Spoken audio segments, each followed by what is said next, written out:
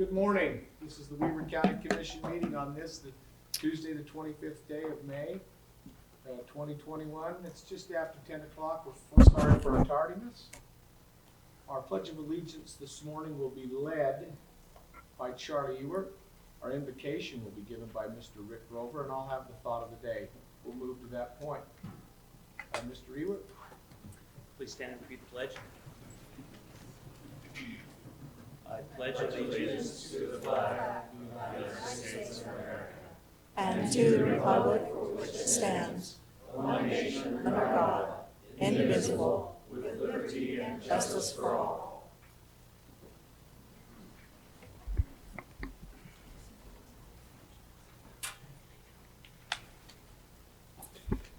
Our dear Heavenly Father, we're grateful for the opportunity which we have to meet in these favorable circumstances. We're thankful for the freedoms that we possess, and we're thankful for our ancestors who have preserved this freedom for us. And we're grateful for the opportunity this coming week to remember our ancestors. And we're thankful to be able to live in this country and the freedoms that we possess because of them. Pray that may be with our leaders this day as they discuss matters pertaining to our county, that they might be guided and directed. Grateful for, again, all we do have, and we say these things in the name of thy Son, Jesus Christ. Amen. Thank you, Mr. Grover. Appreciate that. Commissioners, we welcome those of you who are here in our chambers today. We welcome those of you who are online. We're glad you've chosen to participate in your local government. My thought for the day is rather simple.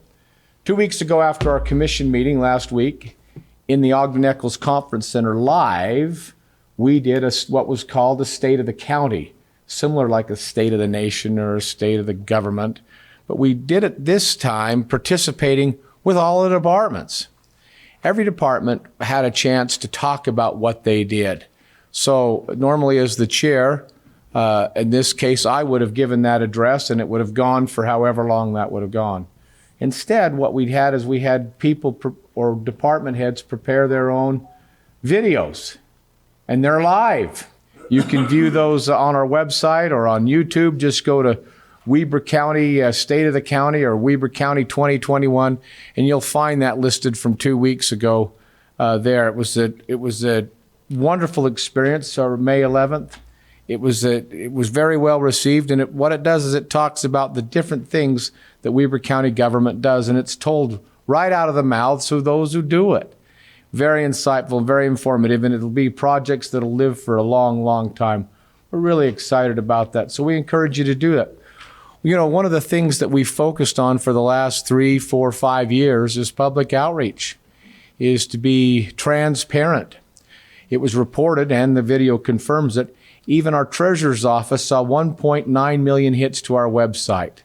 1.9 million hits. Those are people who don't have to come into the office because they can do their business now from the comfort of their own chair at home, which was really helpful during the pandemic. Saved a lot of people a lot of time. We have more interaction based on these meetings and the other meetings we do right now on our social media pages. We have more interaction in Weber County than does Davis, Salt Lake, and Utah counties combined. That's a tribute to all those people here who have chosen to make their career as public servants for Weber County. We're grateful to them, and we're grateful that what you do. And many of you are here today, and Marty and Sean, and I know of our human resource, but the other elected officials who are here and those who work there. We really appreciate your service. Recently, we did another thing too, is we introduced a magazine. This magazine was distributed all along the western part of the county. Those articles, we put out nearly 16,000 of them. Very inexpensive, and it got a lot of the words of the things that we were doing. In essence, this project, we hope, will eventually save the county $110,000 annually just because of the way we message and how we're doing business. And so it's really positive. So, commissioners, we appreciate your support on that. I know that it's a different way of doing business, but that different way of doing business is is different today. We don't ride our horses, and I don't imagine anybody in the audience hitched their horse to a post out front today. I imagine most people drove. Some may have taken public transportation, and again, some are choosing to view these meetings today via Zoom or virtually. It's just a different way we do business, and as we adapt, we'll be more responsible for government. So, Commissioners, any comments based on those? Very much. Commissioner Jenkins? Great comment. Commissioners, because of the heaviness of our agenda today, we've got a lot of things going. We have some public hearings. As it relates to public hearing, I'd like to take our public comment section of this agenda today and move it between items H and I on our agenda today. How would you feel about that? And if so, I'd like to entertain a motion. So moved. Have a motion?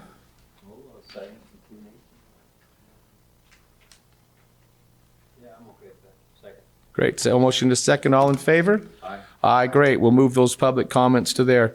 We'll then go to our consent items. Item F, like Foxtrot on our agenda, which is a request for approval to ratify warrants 3865 through and including 3866 and 458,719 through and including 458,870 and 84 in the amount of $1,403,696.14 dated this the 18th of May, 2021. Item 2 is a request for approval of warrants 3887 through and including 3927 and 45887 through 459,141 and 89 and 90 in the amount of $3,286,106.12.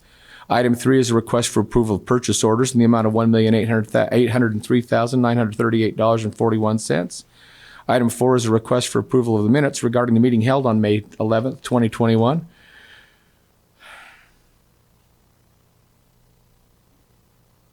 Item 5 is a request for approval of retirement agreement by and between Weber County and Kristen Jorgensen. I'm sorry, Commissioners, I hired Chris.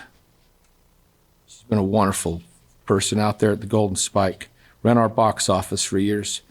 Item 6 is a request for the approval of a new business license. Item 7 is a request for the Weber County Health Department for approval to surplus a stackable chair and an HP LaserJet printer. Item 8 is a request for Weber County Tax Review Committee for approval of a 2021 tax sale extension request for Juan Espinoza on parcels 04, 040, 0042, and 04, 040, 0043. Tax Review Committee unanimously recommend that approval. Item 9 is a request for the Weber County Tax Review Committee for approval of 2021 tax sale extension request for Keith and Shane Bitten on parcel 09, 086, 0037. Tax Review Committee unanimously recommended that approval. Item 10, Commissioners, is a request for approval of a contract by and between Weber County and Utah Department of Health to house a state-owned cold storage trailer on the Weber County Sheriff's Office property. Item 11 is a request for approval of the following ramp contracts, projects. Approval on March the 2nd. The first one is the Boys and Girls Club to create the at the Club 2021.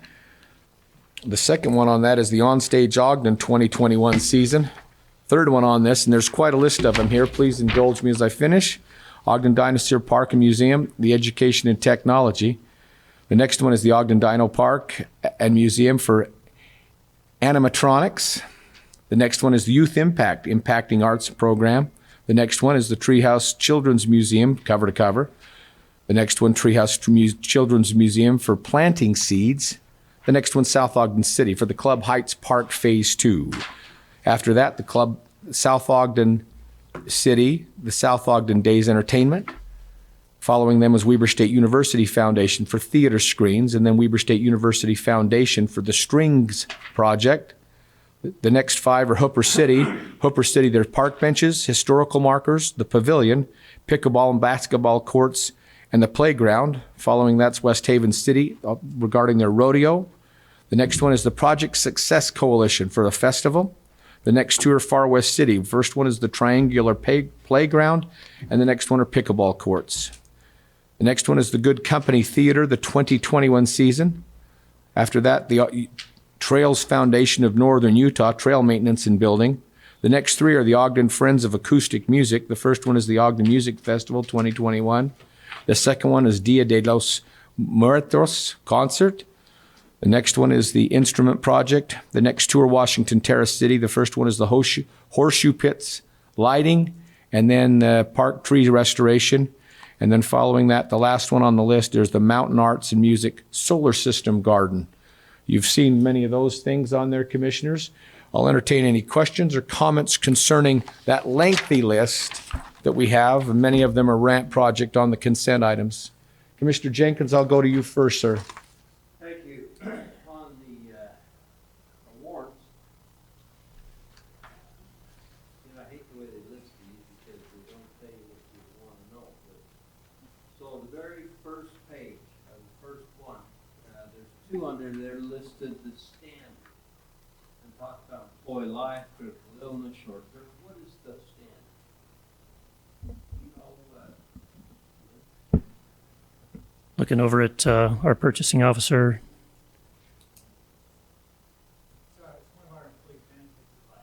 okay. Since it was life and illness and disability, I wondered if it wasn't. I didn't know. Yeah, they are employee insurance providers. Okay, I have no problem with that.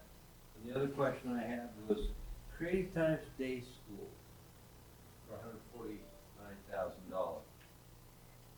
Wondered if you'd be given the day school. Mr. Wilkinson? CTI Construction who does the park. Who finished the park. Oh, that's, What Creative Times is. okay. Thank you. By the way, I parked in my stall this morning. Pulled right in there, it was good. So that's a parking lot. That's what that stands for. Thank you. Commissioner Jenkins, any other questions, sir? No more. Great. Commissioner Frohr? None for me, Mr. Chair. Great. Lynn, welcome. Glad to have you here today. Thank you, Commissioner.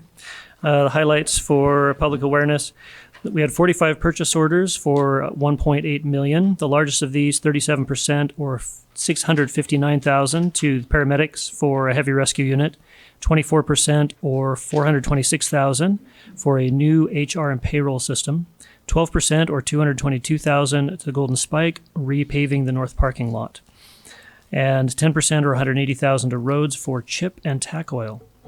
We had 2 rounds of warrants. First of these from the week of May 18th, 179 warrants totaling 1.4 million, 35% or 489,000 to the transfer station for disposal fees, 11% or 156,000 for Weber Center parking lot construction, and 11% or 148,000 to roads for bridge repairs. All others were less than 10%. 314 warrants totaling 3.3 million. Largest of these, 29% or 966,000, also for paramedic, heavy rescue unit, and labor. 23% or 745,000 for employee health insurance, and 12% or 393,000 to the jail for nursing services. All others less than 10%. Thanks, Commissioners. After running multiple facilities, you'll know and you'll see that many of the expenses there, big expenses with running facilities, are roofs, parking lots, and HVAC systems. You'll spend a lot of money for them, and you'll spend a lot of money maintaining them, and you spend even more if you don't. So, questions on any of those before I accept a motion? Hearing none, then I'll go to that. Mr. Chair, I make a motion that we approve consent items. Let's put it that way. Great. I'll second that. Great, those are the consent items, F, like Foxtrot, 1 through and including 11 completely. I'll place that motion for vote. All in favor? Aye. Aye. Aye, motion carries. Thank you. Now we'll be on to our action items, Commissioners. Our action items are G, like golf. The first one is a request for approval of a resolution. It's resolution number 20 of the Weber County Commissioners, Weber County appointing members to the Ogden Valley Planning Commission. Our presenter today is Mr. Rick Grover. Mr. Grover, Good morning, Commissioners. great to have you here. Thank you. Go ahead, sir. We have 2 spots available on the Ogden Valley Planning Commission. Chris Hogue and Steve Waldrop. They've served a great few years on the Planning Commission. If you could speak up to Mr. Grover, thanks. They've served a great time on the Planning Commission, but due to work conflicts and other schedules that they have, they need to resign. We have 7 individuals who are here for your consideration. Justin Torman, Laura Warburton, Mark Kendall, Matt Carden, Rex Mumford, Trevor Schumann, and Susanna Hanson for your consideration. Very good. Thank you. Commissioners, those applications in your packet, hopefully you've had time to review and consider those. Any comments pertaining to that? Commissioner Frohr, inasmuch as this is up in your neck of the woods, do you have any comments or recommendations, sir? Yeah, thank you, Chair Harvey. First off, I'd like to thank Chris Hogue and Representative Steve Waldrop for their service on the Ogden Valley Planning Commission. They've done a great job in representing the interest of Ogden Valley, and we hate to see them go. But we did have 7 applications, Yes. which is great because we started out, it looked like we were going to be a little shy of applications, but we had 7, in my opinion, very well qualified applications, Mr. Chair. Tough to make a decision on these because just about every case they were very well qualified, willing to serve. And I wish we could appoint all 7, but unfortunately we only have 2 openings. After some discussions with planning, I know that they've actually talked to these people, have done an interview and discussions with planning on their view of the applicants. I would make the motion as follows, that Mr. Trevor Schuman and Mr. Justin Torman be appointed to the Ogden Valley Planning Commission, Mr. Chair. That's my motion. Trevor Schuman and Justin Torman are your recommendations? Second. And we have a second. Great. I'll place that motion for a roll call. Fatima? Commissioner Frohr, Aye. Commissioner Jenkins, Aye. Chair Harvey. Aye. Motion carries. Thank you. Mr. Chair, Go ahead. it might be mentioned here, there's a couple others that really I would like to see appointed to this too, but I have to agree with Commissioner Frohr. You just can't appoint them all. You have to make a choice. And anyway, we kind of yield to him since he's in that area, and I do so respectfully because he yields to me in my area. That's right. It's true. So I appreciate it. Thank you. Thank you. And again, not to say that the candidates that were not appointed couldn't serve in the future. In fact, I believe Mr. Schuman applied at our last opening and was not appointed. So it's great to see the interest for public service. And I'd encourage all those who were not appointed to make sure that their applications stay involved stay in the process. We have openings on these on occasions and look for qualified, interested people. You know, the beauty about this commission today, commissioners, I feel, is that we're very well balanced. All 3 of our seats are at large. They're not zoned, yet we all live in different zones of the county. Correct. And so we're multi-generational, and so we have a lot of history, and it's been really, really good. So with those recommendations and with that vote, I think it's really strong, and we appreciate those who don't just get up and talk or just speak, but they actually do. And for those who would have interest in doing something more, there are always opportunities to serve or volunteer on different committees or councils here within Weber County. So we appreciate that very much. And thanks to all those who are willing to serve. Commissioners, item number 2 we're going to hold. We talked about this yesterday in our work session, and we decided to hold that. Surprises me. I thought we had that worked out. We decided to hold it because we wanted to hear the exact numbers on the difference. That's right. Great, thank you. We'll move on then, Commissioners, to item number 3, which is a request for an amended contract by and between Weber County and Graphic House LLC for the engineering, fabrication, delivery, and installation of the Ogden Valley wayfinding signage. Mr. Perks, glad to have you here on this one. Thank you, Commissioners. So we just wanted to put this on the agenda. This isn't a minor amendment to this contract. There's no change in the amount or the scope of the contract. We simply had a few red lines we wanted to work in from legal recommendation that the vendor was happy to accommodate. So we've gone ahead and amended that. They've executed that and sent that over to us. Again, no substantial changes, just some red lines from our legal counsel to be a little bit more defensible if things were to go sour on this. Very good. Commissioners, I've had a chance to review this one as well. Comments? Commissioner Jenkins, I'll go to you first. Anything on this one? Commissioner Frohr? Nothing for me. Let me know when you're ready for a motion. I'll take a motion in just a moment just by way of explanation. Wayfinding is something that tells people who are not necessarily familiar with our area where certain things are. Many of you may have noticed them on this side of the mountains as it relates to where our amphitheater are, where the Perry's Egyptian Theater or the Union Station or the Golden Spike Event Center. There's one right outside this door here that talks about different things. These would be some wayfindings that start up in the Upper Valley. As tourists come, it'll help direct them. It'll be easier for them. It makes it more friendly, but it also will help so our congestion hopefully won't be as big there. And so just spells things out. With that, I'll entertain a motion.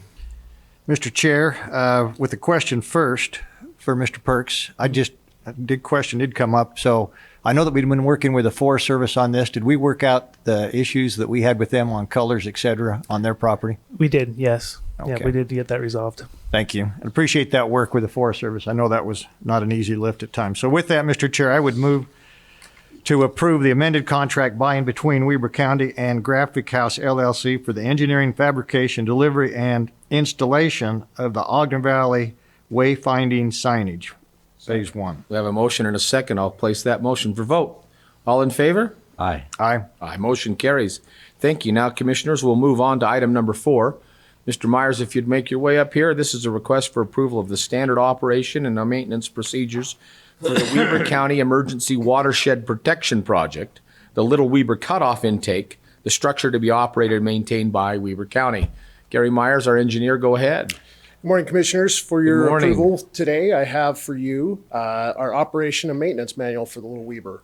Construction on this probably began about 2014, roughly. It's been wrapped up and finalized, and this kind of gives us a guideline to help us operate this facility and minimize impacts as a result of operating it. Questions, Commissioners? Commissioner Jenkins, this is kind of in your portfolio or wheelhouse. Anything you want to comment here, sir? No, I don't think so. It's pretty much standard stuff. Does it say who has the right to decide the day that's opened? So it's actually a function of a few different people, Commissioner. If you look on page 2, there's five different things that need to be satisfied before the gates are ultimately opened. But we coordinate with the emergency management director, with the landowners, as well as also we let folks know that might be receiving the water, such as it makes its way out towards the Great Salt Lake. Once again, who is it that makes the decision? So it's actually a combined decision between the emergency management director and myself, with cooperation with one of the commissioners, ultimately. So where does it say that in there? So Point that out to me specifically. okay. So in Part B, it says the emergency management director will have the responsibility to determine how and when the gates will be open. But then there's also a portion in there that, and I'm not seeing it right now, that talks about it will be in coordination with myself as well as with the commissioners on it as well. Let me see if it's on the first page. You know, I stood there last time when this decision That's was right. made. That's right. And I just want to make sure that everybody is fully aware. You know, if Because when I read through this, I didn't get a sense yeah, of what no, you're telling me. and I was there with you that day. Very, very interesting conversation. But if I could point your attention to the second paragraph under D, where it actually identifies how much we will discharge into that channel. We actually will not even. This agreement says we won't even open the channel until the river hits 3,000 CFS. Yeah.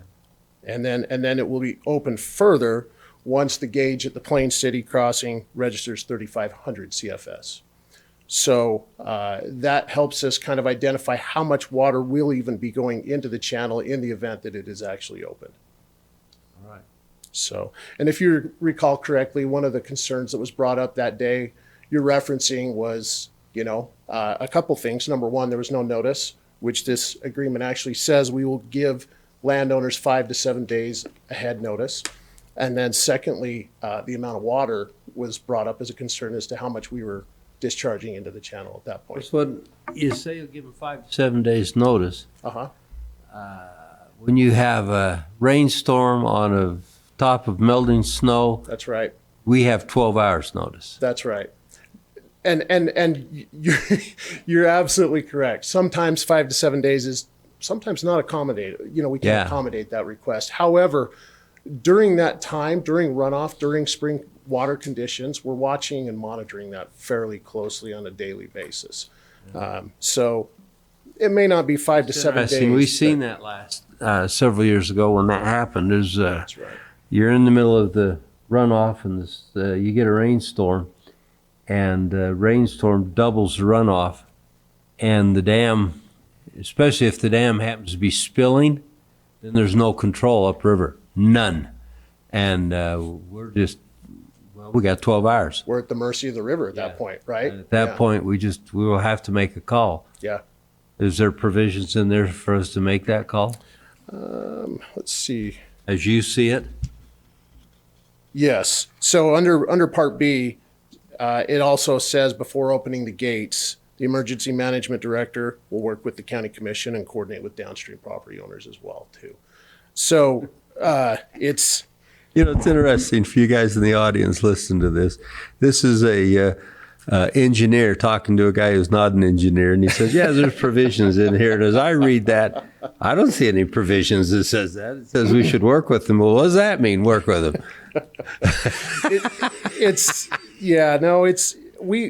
there's a lot of factors at play when we actually open this gate.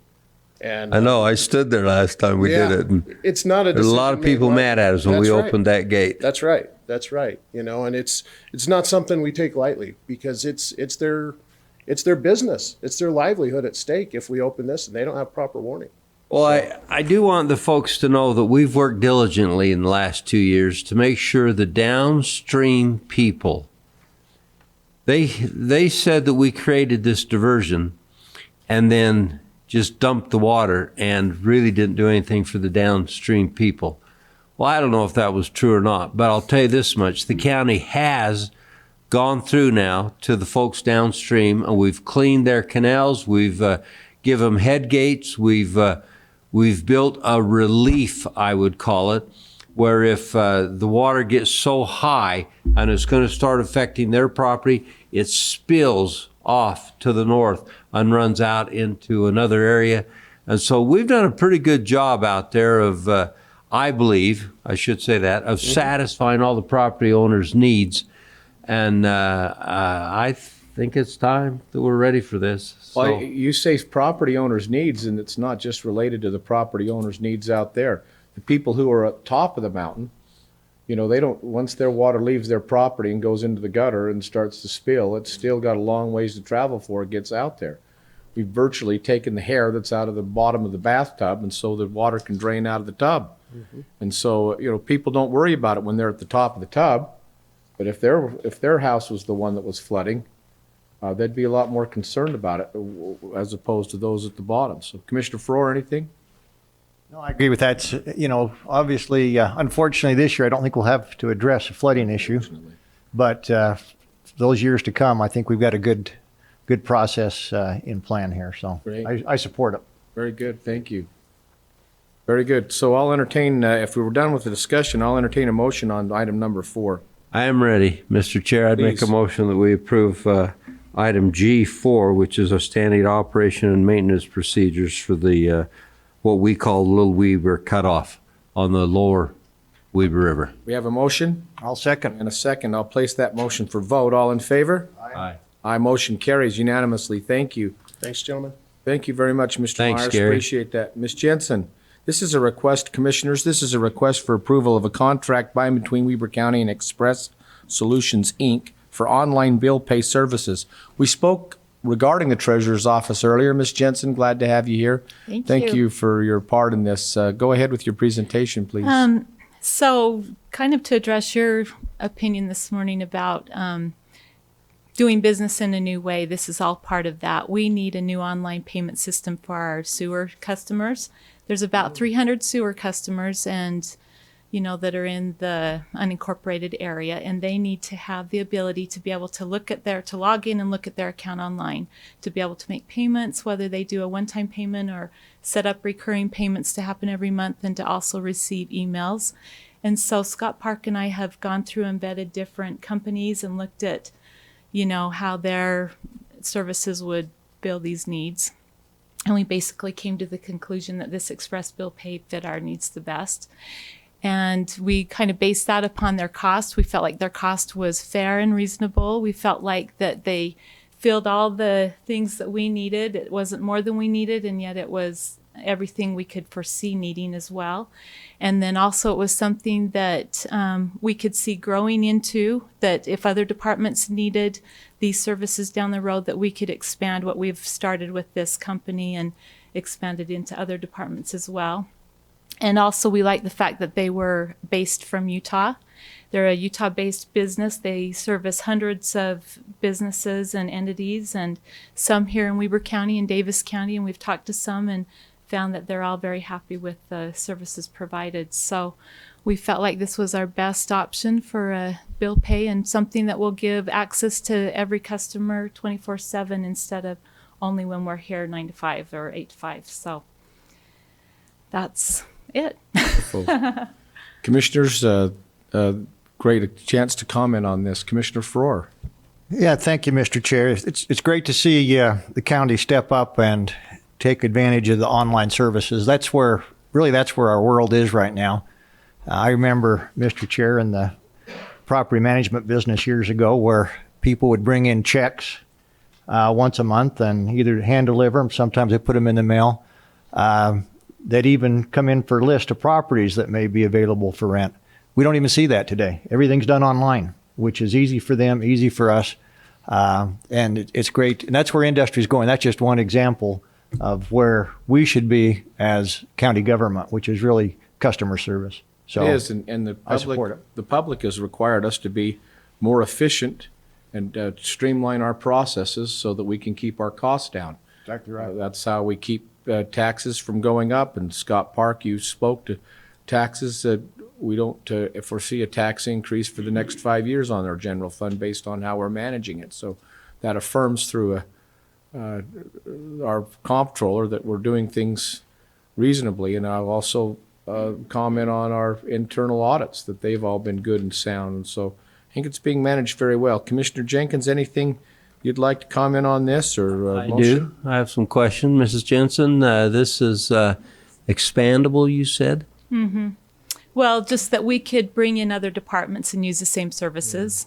Well, the reason I question that is when we did garbage, we didn't have this ability at the time, and so we elected to go another direction. And this turned out okay. There's nothing wrong with what we've done. But if the day ever came that we had to bring that back in-house, we'd have the ability to do it now. That's good. Mm-hmm. Thank you very much. Well, with that in mind, Mr. Chair, I'd make the motion that we approve item G5, which is the contract between Weber County and Express Solutions. We have a motion Second. and a second. Great. There's no other questions. I'll place that motion for vote. All in favor? Aye. Aye, motion carries. Thank you. That's approved. Thank you, Ms. Jensen. Appreciate that very much. Page 3.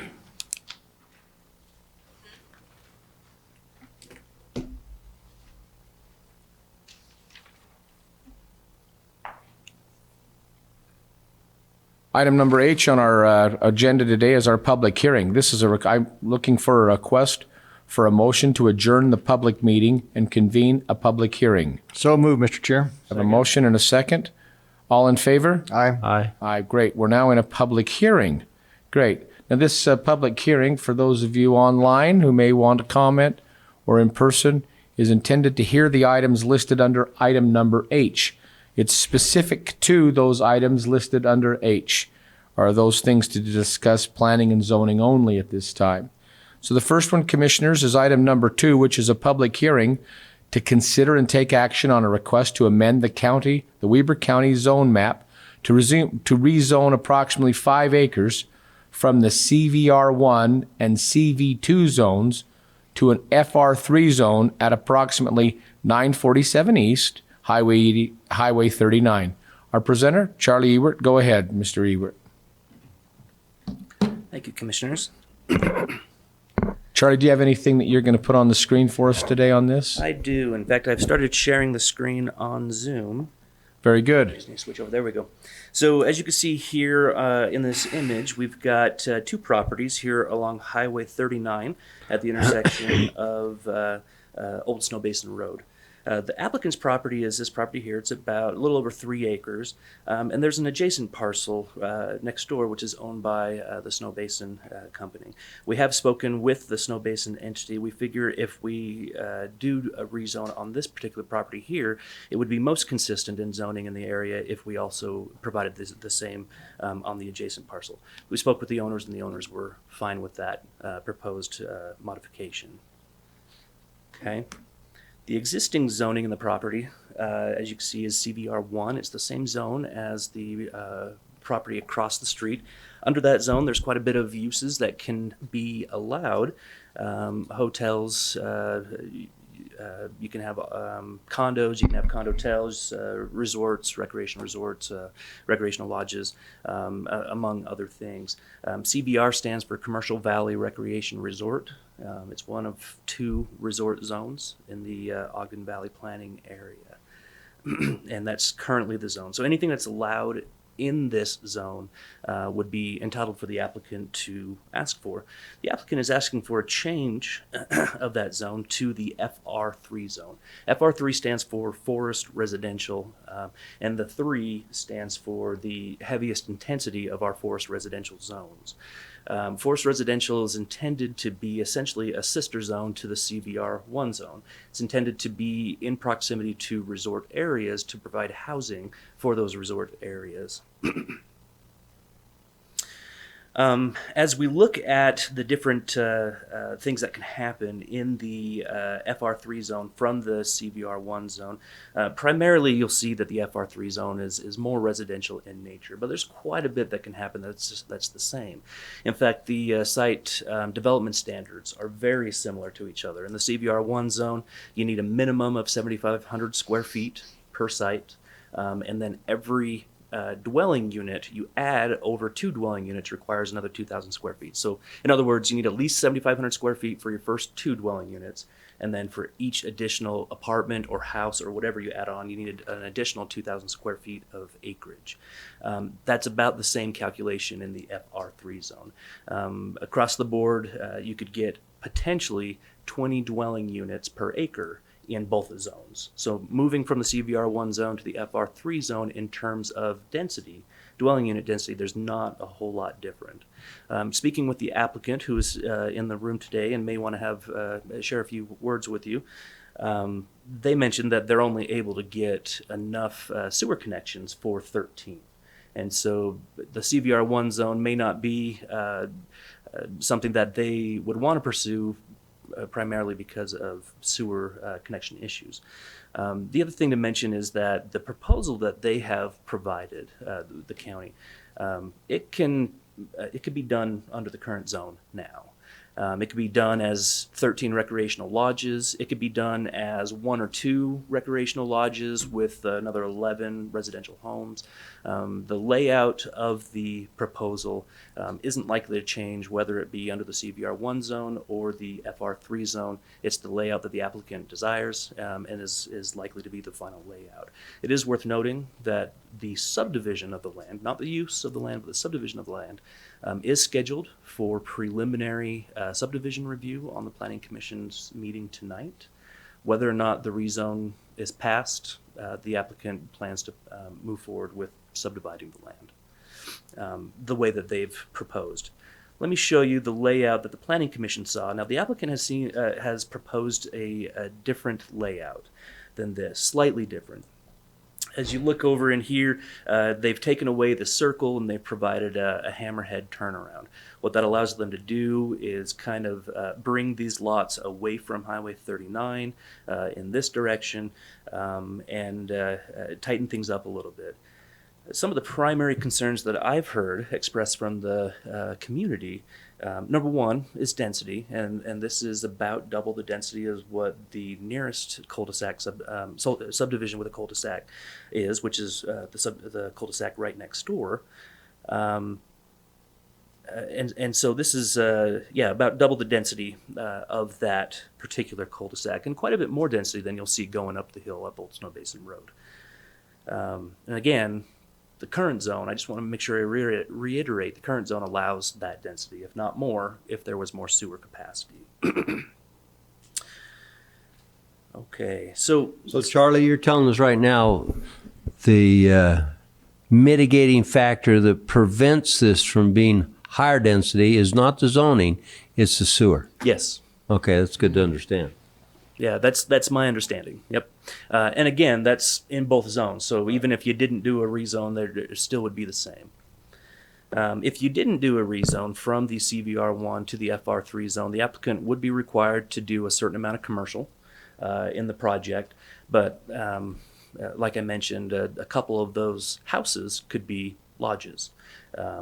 There really isn't anything significant in terms of the use that is different between the two. If you were to look in our definition of single-family dwelling versus a recreation lodge, the differences between the two isn't going to spell out any operational standards of how that building exists. It will spell out in the building code to what standard it would need to be built. So if it's a lodge, it's going to have to be built to the IBC, International Building Code.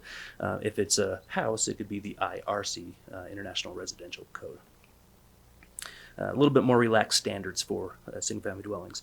In speaking with the applicant, they've mentioned that they would like to keep the site looking as residential as possible. They want this to be a residential subdivision and sell as residential lots. The big sticking point seems to be in the community is that the FR3 zone allows short-term rentals. And we've had a lot of discussions about short-term rentals over the last year or so. It is important to note that both CVR1 zone, the current zone, and the applicant's requested zone, FR3 zone, they both allow short-term rentals. When reviewing a piece of property under the CVR1 zone as a commercial use, there's going to be site development standards, there's going to be design review requirements, all kinds of details that will be required. Under residential zone, a lot of those details aren't going to be requested because we don't request a lot of those when it comes to residences. In working with the applicant and in developing short-term rental ordinance over the last year or so, we believe that there is a way that we can apply some rules to this particular project. Even though our short-term rental ordinance has not been adopted, we do think that there are rules in that proposal that could be could work really well in this development. In fact, talking to the applicant and some of the neighbors, this might be a really good pilot program for some of those standards. So when you look at some of the different concerns that the neighbors had with short-term rentals, primary concern is going to be parking. And I think when we talked about this last week at our work session with you guys, I think you guys echoed the same concern. Working with the applicant, I've mentioned that he needs to design the interior. It's all going to be private road accesses, private driveways, so no public access to it. And so there's not a whole lot on the interior of this development that we're going to have a lot of oversight over. However, if the inside of it isn't configured correctly, people with boats, people with big vehicles, RVs, they're going to be more likely to park out on the street, Highway 39 and Old Snow Basin Road. The applicant is sensitive to that concern, and we've worked with the applicant to agree that each one of these lots will have 8 parking spaces. And at least one of those parking spaces is going to be tandem, so you'll have the ability to pull a boat or a trailer or an RV onto the parcel instead of leaving it in the road or parking it out on the street or diverting parking into the neighboring residential neighborhoods. So you just don't want to see that happen. The applicant has shown us the essential designs of these buildings. There are 8 sleeping rooms, so 8 bedrooms in each of these buildings, and that's where the number 8 comes from. 1 parking space, at least 1 parking space per bedroom. Okay. There are other parking spaces that the applicant has proposed in their conceptual design as well.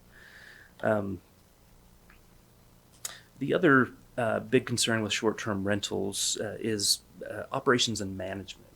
How do you operate and manage a short-term rental complex when you've got 13 different owners?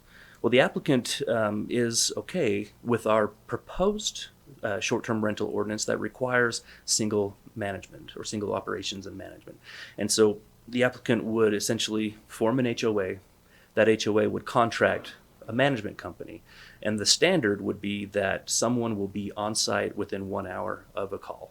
And so if there's a loud party, if there's something, parking issues, if there's a concern that anyone has, not only would we have county code enforcement, but the management entity of this HOA would need to be on site within that amount of time. The proposed language of the short-term rental ordinance also has penalties for noncompliance. It's got lighter penalties for violation of some of the less impactful rules, and it's got heavier penalties for violation of some of the heavier rules. For example, if a management agency can't be on site within 60 minutes, and it's documented that they're not there within 60 minutes, that would be a ding to one of the softer regulatory standards. So there would be a penalty that would be applied. It would be a financial penalty. After a certain amount of those dings, the short-term rental license would be revoked, and you wouldn't be able to get it back. And so the owner and the HOA and all of the individual owners who will own the property later has huge motivation to make sure that their tenants maintain compliance with the rules and that their management company maintains compliance with the rules. Otherwise, the right to rent would be revoked. Okay, so some pretty strict requirements. Looking over some of the standards that we looked at. So number one, let's talk about what the Ogden Valley Planning Commission recommended. Ogden Valley Planning Commission recommended approval of the rezone, but they didn't want to see short-term rentals. They just didn't feel like with the layout that I just showed you that there was enough parking. I think was what I heard was the primary concern, was parking. The layout that the applicant now has, which isn't in your packet but would be part of a development agreement, it provides adequate parking for the type of use. You say it does? It does, yes. Yeah, like I said, 8. And how does it do that? So 8 parking spaces per lot, plus there's a small, I can't remember exactly how many stalls. There's like 10 stalls. Because the layout we have here doesn't show that. Right, and I could pull up, let me see if I could pull up the new layout. Let me review with you what the Planning Commission mentioned. I'll pull up that layout as I'm doing so. So they mentioned no short-term rentals, and they wanted to see a contract with the county saying, this rezone comes with the stipulation that none of these, basically that none of the landowners can apply for a short-term rental operation. The applicant would really like to see short-term rentals be allowed, and the applicant has so far been willing to comply with some of the more strict regulations that we've been contemplating in a short-term rental ordinance. Okay, so number one, this is with, this is staff recommendation if the county commission would like to enable short-term rentals to occur, so that there be an authorized agent, operational standards, and enforcement provisions and penalties that are found in the recently drafted but not adopted short-term rental ordinance. And you can see what those requirements are at the bottom in attachment C. The agreement should require that the entire development be managed under single management. I mentioned that. The agreement should have a conceptual layout in the development agreement to guide development thereon. I'll show you what the most recent layout is. It's probably not going to be the final layout. There are some tweaks that are going to need to happen in order to get that final layout done.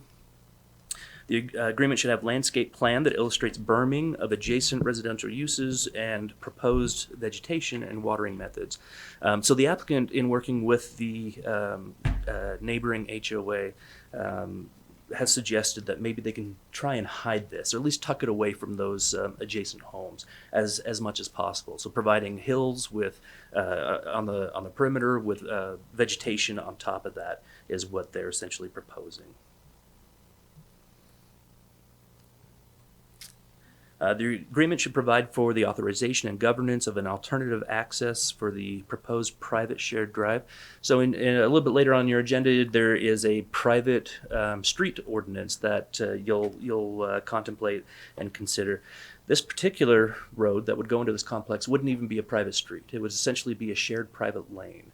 It's smaller than the standard. It's about 20 feet wide. It's enough for a fire truck to get in and get out. It's only 13 homes that would be located on it, and it's a terminal street. And so it doesn't make a lot of sense for the county to want to operate and maintain that, where it doesn't go anywhere, it doesn't provide a public good for the greater public. And the applicant could actually bring homes a little bit away from some of the property lines in order to create those berms if that street is narrower. Also, a narrower street will discourage parking along the streetway and encourage it where we have designated it on the properties. And then there is an opportunity here for the agreement with the county to authorize essentially the short-term rental as a conditional use permit. We have done this in another development agreement recently, where we essentially, through the development agreement, said this stands as your conditional use permit also. It relieves the applicant from having to go through another iterative process and address all the same things that we're trying to address here with this rezone. And so I've got 3 options laid out for you. I'll pull up on that the new site plan here. I just wanted to make sure I rounded up that conversation with the different options. So option 1 would be to go with what the Planning Commission has recommended. Have an agreement that says no short-term rentals. You can go option 2 if you're okay with the way that the applicant has proposed it. And that's got 6 different findings. Again, that list, it's just a start if you'd like to see more. And then option 3, if the county commissioners, if you would like to deny it, that's also an option. Just deny it with reasonable findings. Okay. Let me pull open, and forgive me as I do this, their concept plan.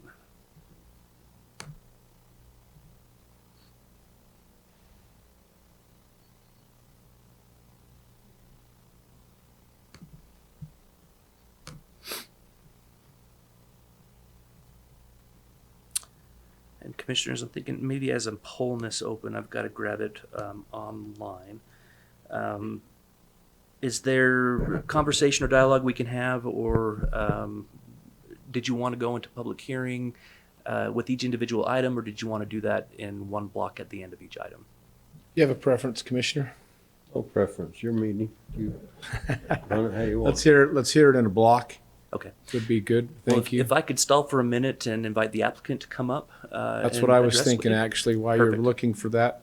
If the applicant's here, if you'd come forward, and he is, please, if you'd state your name and your city, please, and then address the commission. Todd Myers with CW Land, Centerville, Utah. Thank you, commissioners, for consideration of our application. And I would also like to thank your planning staff.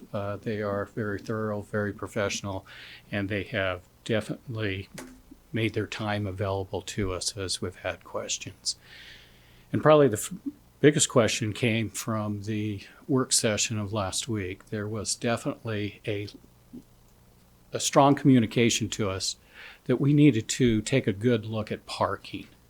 And so we met with the planning staff on Thursday to see how we could do the parking. And as Charlie gets that up, what we've done is there'll be a 2-car garage, so you'll have 2 stalls there. The driveway will be 25 feet, so you'll have 2 more stalls there. And then along the side of the house, you would have, from the driveway going through the side of the house, another 3 stalls. There's 11 stalls that are in kind of a common area parking. But also with the change of the design of getting rid of the cul-de-sac and doing the hammerhead design, each of those street ends now creates a spot for snow storage that will use a all-weather material such as asphalt, so that during the summer months, that would be additional parking for roughly another 8 stalls for the overall. And so I think we've met the needs of what we would need for this. We definitely understand we do not want anybody parking out on the public street. Support, having the plat have the condition that we would need to put no parking signs going up and down the street, so it does not interfere with the neighbors and the enjoyment of their neighborhood. As we've looked at this project, we've taken two approaches. The one would be, okay, if the rezone is not approved, and so if we go with the existing zone, it affects the building codes on a couple of the units. It's very reasonable. We could definitely go that route. Our preference, though, is the application that we have before you to rezone it. And with that, we are willing to enter into a development agreement that takes the things from the short-term rental, the draft proposal of that, and put it into the development agreement as a requirement for this property, including we would also want to have at that time approved the overnight rentals as part of that development agreement. Very good, Mr. Myers. Thank you. Commissioner, any questions for Mr. Myers? Well, I do. So you're willing to accept this agreement the way the Planning Commission has presented it to us with no short-term rental? No. Yeah, okay. So you don't want us to approve this today? If it's not approved, we'll move ahead with the existing zone and just follow the building code for that. Yeah, but if we do approve it, they're suggesting we approve it without the use of short-term rentals, and you don't want that. No. But what it really gets more to the staff report option number 2, that it would be approved with a development agreement, that it would address the adverse effects of the short-term rentals. And that's what you'd prefer? Yes. Okay. Thank you. yes, meaning the adverse effect, which would address the parking stalls, the having a management company that would respond within 60 minutes, and then a fee or a fine that would be levied against those who were not in compliance. Which I believe that is part of that. The only other things too is limit the number of bedrooms was the other part of the report that I read on that. And you're at 8 bedrooms on each unit, correct? Yes. Very good. Thank you. Thank you. Charlie, you found what you needed?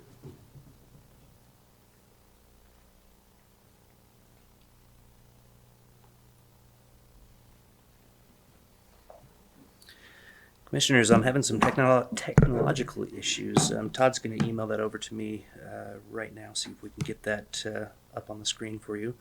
While we're looking on the screen, sorry, can we switch over? There we go. I did want to show you what their design is. So when we do a development agreement, there's a number of ways we can do it. We could be very specific. We could be pretty general. Now, the specificity, it comes with pros and cons.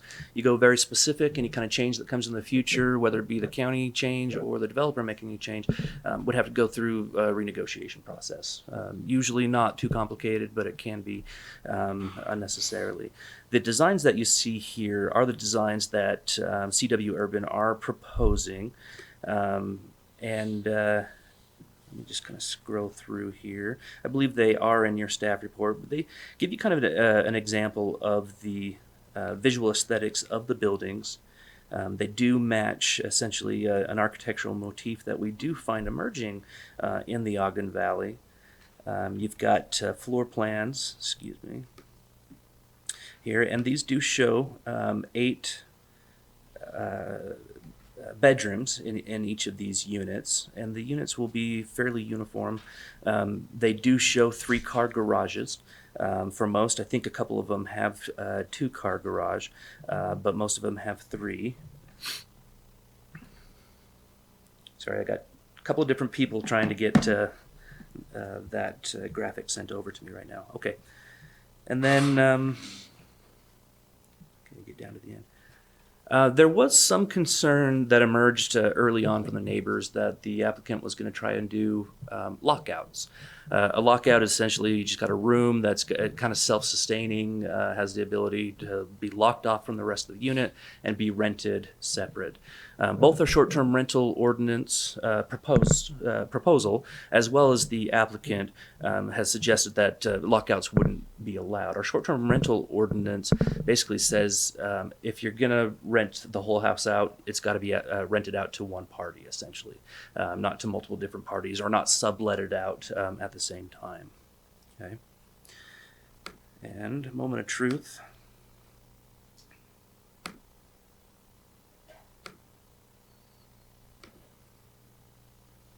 Forgive me. Let's see. Boy, Charlie, only 39 emails. That'd be nice. I checked them all just before coming. That's 39 since 10 o'clock. Okay, I'll give you a little break. Well, since 9 o'clock, I guess. Let's see. Sorry, it looks like that's not the correct one. I apologize, a little bit disorganized. Technology's not working my way, but essentially... Oh, perfect. Perfect. What you'll see as I'm pulling this up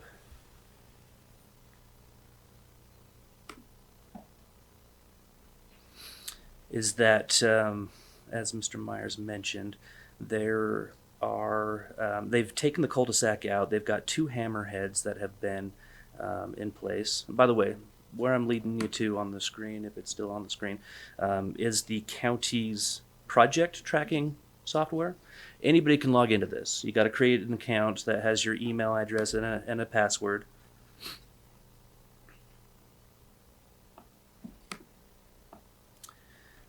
So in removing the circle and removing the removing the circle and replacing it with a hammerhead, they were able to free up a little bit of space between the buildings. This is not easy to do. Well, I have one person looking over my shoulder, let alone a county. Forgive me.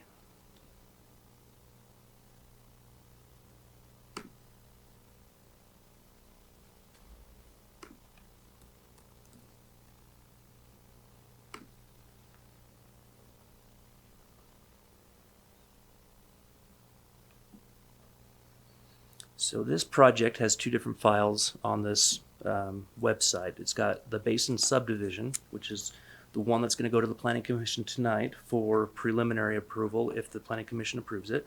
And then there's the Basin rezone. So the rezone is what we're talking about tonight, but I'm in the subdivision file here.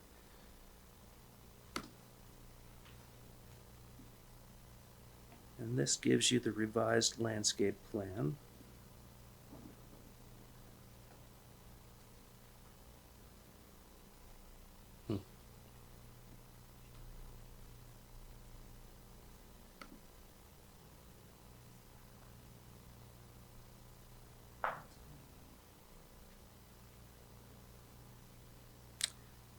Oh, there we go. I was going to say the blank screen is the same thing that was happening before, but let's see if we can get this pulled up. It's not. It's there. You go. I was going to say, give it a little minute. It's technology. It likes to work when you don't need it, and the other way around when you do. Okay, so you can see how they come in, and instead of having a big cul-de-sac, with all that asphalt. Yeah, the hammerhead that was on the previous slide. We're on the slide that I think it's just catching up, Charlie. I think we're going a little too quick. It is. I could be wrong, though. No, you're absolutely right. It's lagging a little bit. There we go. So one of the concerns that the Planning Commission brought up were the homes that are along Highway 39 were just a little too close to Highway 39 for comfort. None of the homes along Highway 39 are that close. And getting rid of that big cul-de-sac right here, where they were able to pull those homes away from 39, put in a bit of a detention basin, stormwater basin, and the rear of the property. They're able to kind of spread the homes out just a little bit more. And if you look between the homes, they are proposing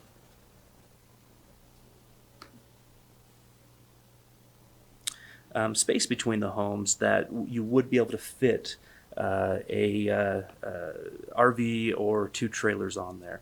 Now, this current proposal is just the preliminary proposal, so it doesn't have the exact distance between the homes. But in the discussions that we were having with Mr. Myers and their engineer, CW's engineer, they were talking about 12 per pad, 12 feet per pad. He just said 11, Charlie. Oh, excuse me, 11 per pad, and that would get you most trailers and RVs fit between those. What's the side offset, for instance, between 9 and 10, and between between 8 and 7? What are the side offsets there? The required or what's actually going to be there? I'll ask required. That's right now. Okay, so the FR3 zone requires minimum of 8. The combination between the 2 sides needs to be 18. So if you do 8 on one side, you need to have 10 on the other. And we have the ability, if it's in the best interest of the project and the public, to modify those setbacks as well through this development agreement. What we would do is we would apply the new MPD overlay zone that was just adopted to the project and allow some of these to be reduced. For example, here we're showing over here you got a 20-foot setback because it's a corner lot. We have the ability on these private streets in this private development where it's not a thoroughfare, we could reduce those to 10 feet and spread those homes out a little bit more to provide for that parking. So the engineering's still out on that, but it is possible to do given the site characteristics and conditions, and we would expect that so that they can provide that tandem parking space for a trailer or an RV deployment. Any questions about that? I've got just a comment, but Mr. Meyer, with all due respect, and I appreciated your presentation, your willingness to work here, about the only thing you're going to fit with an 8-foot side offset's a canoe. You're not going to have any room to, and I've backed trailers since I was a boy. It's most of those trailers are full 8 foot, 8.5 feet wide, and that's pretty tough backing, especially around a house like that with only a 20-foot wide street. You're threading a needle there. And we're worried about a boat, how many of them are going to have a boat, but even opening a car into the neighbor's property or into a building, I have a slight concern with regards to side offset because of what your intended plan was there. Also, I've been pushing snow for a lot of years. Luckily, lately it's with a power shovel instead of with a hand shovel, but it's tough to throw snow that whole way. And when you're putting driveway against side driveway, that becomes really difficult for your management company. Watching if there were a cost, if you had a landscaper, that's going to blow that clear back. That's a big throw. Yep. You know, to throw it 50, 60 feet, that's going to require big equipment to get it that far. Just a thought. And so just some thoughts for you there. Those are my comments on that. No, I appreciate that. Yeah, and to clarify, they wouldn't do 8 foot. The minimum would be 8 foot. I think we would want to require more through the development agreement in order to provide that parking. I'd written that down as a note. Thank Perfect. you, Mr. Reaver. You're welcome. Any other questions, comments? We'll actually your comments, and Tina and I will. Can you please, if those of you who are on please mute. This would be Dan Hoover. Will you please mute Dan Hoover? A reason to be with us and guide Shelley, us. can you mute, please? Sorry for the interruption. We're all here. We're all gaining something. We're all learning something to really trust that. I'm sorry. Thank you. If you'll mute everyone online until they're invited to speak, that'd be great. Thank you. Okay. Commissioner Jenkins, any questions for Mr. Ewert? Well, I actually am excited to see a place to put snow up there. Because, we've got subdivisions out there that don't have places to put snow right now, and it makes it pretty tough to, you can blow some of this, even if you have to blow it 30 or 40 feet. It can be done. That drawing you just showed the road width at 24 feet. Mm-hmm. What does it show the asphalt? Because Actually, on the phone call, just call in. You good with that? And then shoot me an email if there's anything you think we need to jump in and say. But a text or an email? Yeah, just an email. If you're watching, I'll keep my email open. Sorry, folks. We may remove the opportunity to speak if that continues, Shelley. Okay? Anyway, sorry. Is the asphalt width 24 feet? Their proposal is for the right-of-way width to be 24 Yeah. feet. Now, the asphalt width can be as low as 20 feet with an alternative access. Well, okay. You know, my only concern here, we're putting a lot of density in here, and I'm not down on density. But you know, it's like we need a little ability to get around in it. And a 20-foot road, it's actually doable. There's not a problem there, but that is narrow. Mm-hmm. And, well, anyway, that's about it. That's good enough. Okay. I've said what I need. Great. Anything else on this presentation, Mr. Ewert? No, not from me. Great. We'll have some time for public comment. Commissioner, anything on before we move on to the next? Well, Charlie, you've given us 3 recommendations. Mm-hmm. What has the Planning Commission given us? So the Planning Commission's recommendation is the first one, Yeah. which is approve the rezone, don't allow nightly rentals. So how can they approve a rezone and then take part of the zone that they're entering away? That makes no sense to me because we've created a zone and the purposes in the zone, and I don't see where they've got the right, the ability. I don't see how they can just take it away. I mean, that's not an option where I see it. So it's like, well, that's like saying we want to rezone to a commercial zone so they can build a store, but I don't want any stores in there. You can have the commercial zone, but no store. It's like, no, that's not the way it works. You give them the commercial zone, then they can do what they want inside the zone. Right. And so I don't understand how, and you know, I was a commissioner, so I understand their feelings, but I just don't understand how they can do this. It's not an option, as I see it, to give somebody a commercial zone and then take part of the commercial zone away. That's not the option. Is either you give them the zone or you don't. Now, am I wrong? It's a policy question on this one. If you were asking legally, can it be done? I think it could be, and I'll let Mr. Crockett correct me if I'm wrong. I do think it could be done. The additional restrictions that we would apply through a development agreement is an example of restrictions that wouldn't be applied to other entities in the same zone. It would only be applied to this entity through that agreement. And so where they're asking for essentially a law change, the law to be changed from CBR1 to FR3, that can come with an agreement and equitable consideration on behalf of the county from the applicant to the county and the county to the applicant. Applicant to county would be giving them a new zone, excluding one of those uses. Now, I understand all that, but what ends up happening here is this becomes so complicated, nobody can understand it. And then later on, somebody wants to sell one of these units, and it just ends up being a menagerie here. Yep. That's one of the challenges I think we would need to overcome. That's right.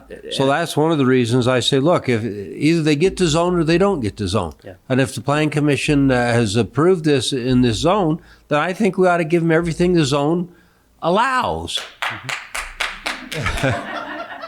And if they don't get the zone, then they ought to turn it down, and the individual owns the property understands why it got turned down and what he needs to do to make it comply with the zone he's in.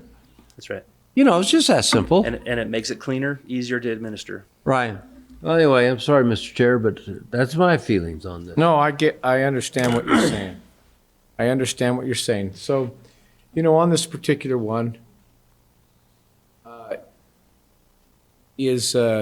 if we go the way it is now, I like the idea. First off, you and I have been driving up there for 40 plus years. You know, making that. I'm a little older than you. Okay, you 50 for me. I was going to say you. Okay, that's plus. That's okay. That was going to be a commercial zone for a long time, or it's been a commercial zone for a long time. It was rezoned to its current zone back in 2007, if I've if I remember the history correctly on it, or on the notes. It was always going to be a hotel, but you're saying now that there's not the capacity in the existing sewer infrastructure to handle something with more density than what's been proposed. One of the things a hotel does do is provides management. We're basically creating a hotel in 13 different buildings.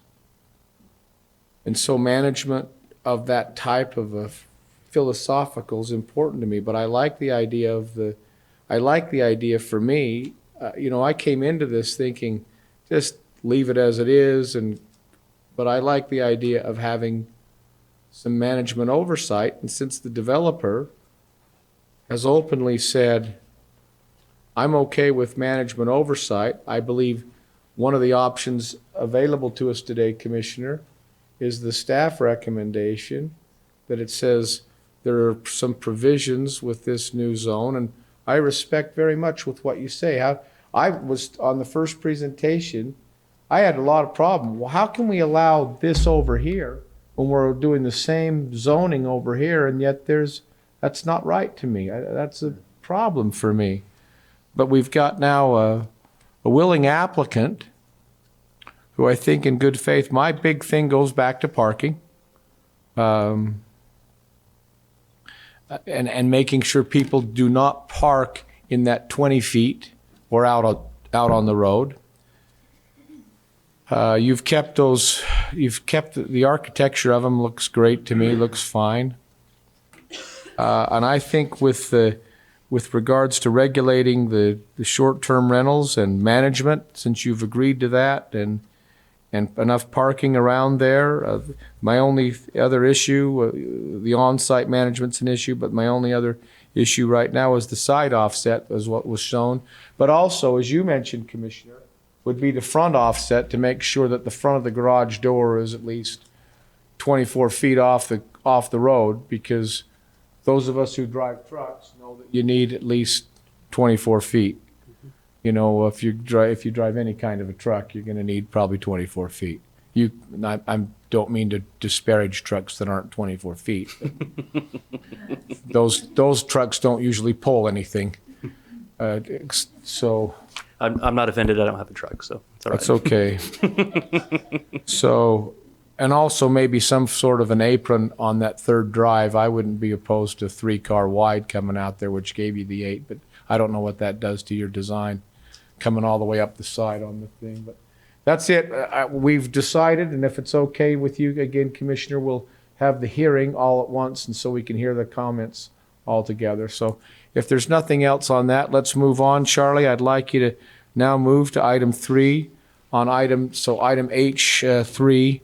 Item H3, which is a public hearing to discuss and take comment and potentially take action on an applicant initial proposal to amend the M3 zone to add shooting range and training course as an allowed use. Go ahead, Charlie. Thank you. So in looking through our zoning ordinances, we've got the allowance for shotgun shooting ranges, skeet shooting, in a couple of different zones, but we don't have any allowances for rifle shooting. Now, the county built a shooting range over in the manufacturing area on Rule and White Boulevard, but we did that through public facilities provisions in the ordinance of the M1 zone. So I'm a little surprised that we don't have the allowance of shooting ranges in any zone. And so at least long rifle shooting ranges or pistol shooting ranges. So the applicant is asking for it to go into be allowed in the M3 zone. I would think we may want to look at other zones as well, but the applicant is only asking for M3, and I think it's easiest to start with the least restrictive of the zones, and then maybe work our way from there in other ordinances. Is the applicant here today? I don't see him. Okay. No. So the applicant has property in the M3 zone. We know the M3 zone is way out west of 8300 west. There's quite a bit of acreage out there that is M3, and the primary purpose of the M3 zone are things like the manufacturing of rocket parts And so it's a pretty heavy intensity zone. And we say the least restrictive of the zones because it allows the most amount of things to happen. A lot of these allowances are allowed by conditional use permit, and so we can look at safety metrics, or we could look at neighboring landowner concerns in terms of objective findings and apply additional conditions when a conditional use permit comes in. And so we are recommending the same, that a shooting range be allowed in the M3 zone as a conditional use permit. We're also recommending that things be applied to the use just as a standard. The standard being essentially, forgive me here,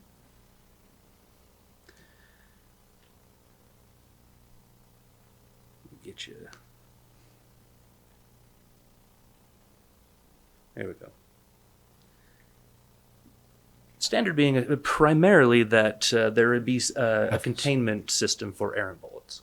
So you can see these are eyebrow baffles. There are other ways to do baffles, overhead baffles, where you're not completely covering or enclosing the range.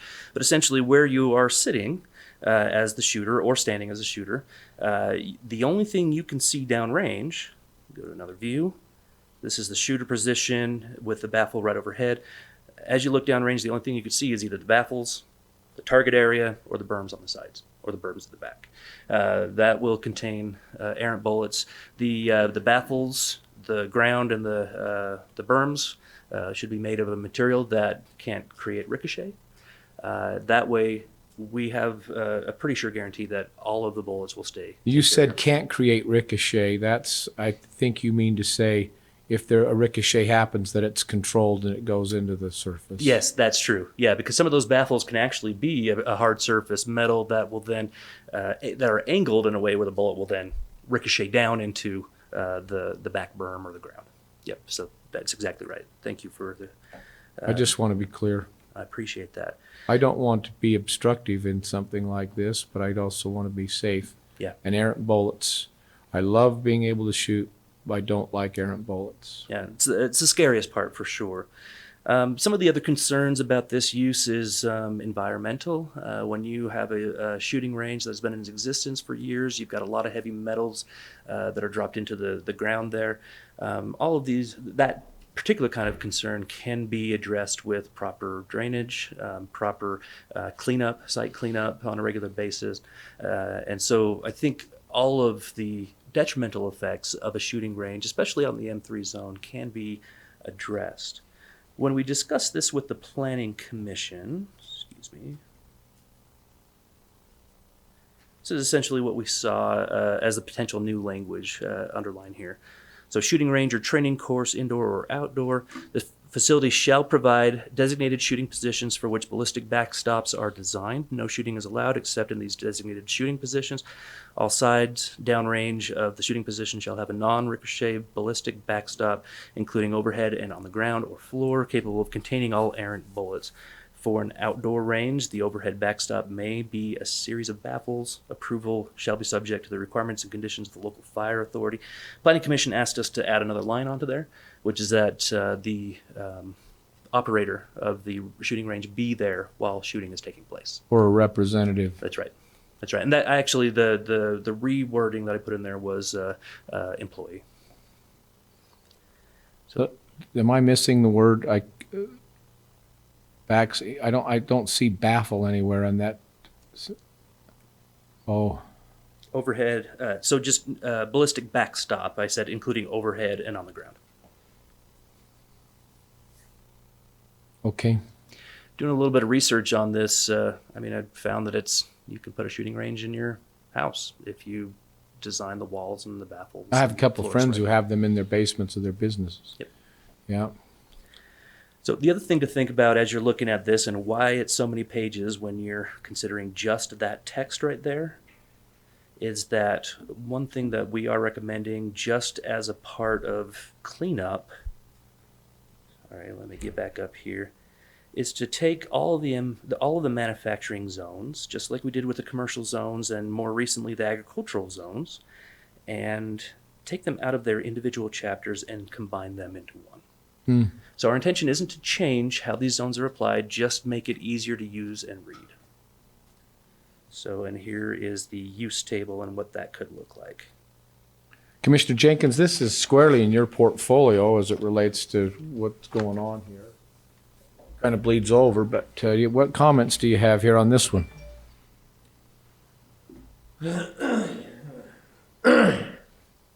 Well, I find myself highly conflicted here because I'm a private property rights person, and I believe if you want to go out and shoot something in your backyard into the ground, go ahead. You want it. But to create a commercial rifle range out west, this really doesn't go along with what we're planning out west. You know, we have other plans in that area, and we're actively working it, and it's developing, and things are happening out there right now. There's other ranges available in the county. You know, they can go up the Upper Valley and shoot at that one. They go to the commercial one out here and shoot On on Little White. Yeah, I struggle with this a lot. What was the recommendation of the Planning Commission? It was for approval. Yeah, approval with the addition of the operator or appointee being on site. Any other, this is just time to bake on it, and then we'll go take action a bit later or not. So what are you thinking? You know, I'm a private property right guy. My big thing is you know, if a guy wants to take his commercial property, and we know where that's headed out there and what the value that's going to be, welcome back. I think it'd be great to have things. Commissioner Frohr had business outside the county, and you've been just kind of almost like a ninja, out and back, and I appreciate that very much. Glad to do it. Anyway, so Commissioner, to bring you up to date, we are on item H3, which is the public hearing to discuss and take comments on the M3 zone to add shooting ranges.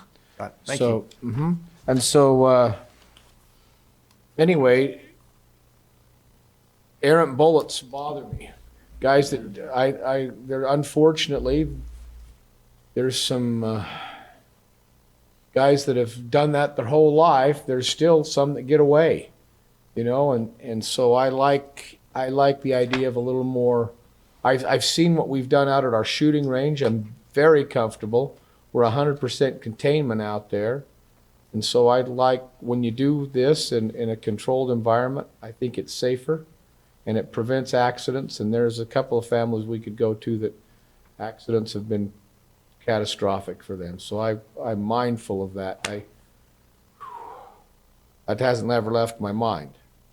So I can support the Planning Commission on this one with what you've said there. That's what I'm thinking. Commissioner Frohr, do you have any comments on this? Well, I have been involved with a couple discussions on this, and to me, this is common sense. You know, let's put it in that zone. Let's have better control, regulate in that M3 zone, which does make sense. Okay. So in that M3 zone out there, we're going to have new people out there building buildings and doing all this, and you're okay with them shooting in that area?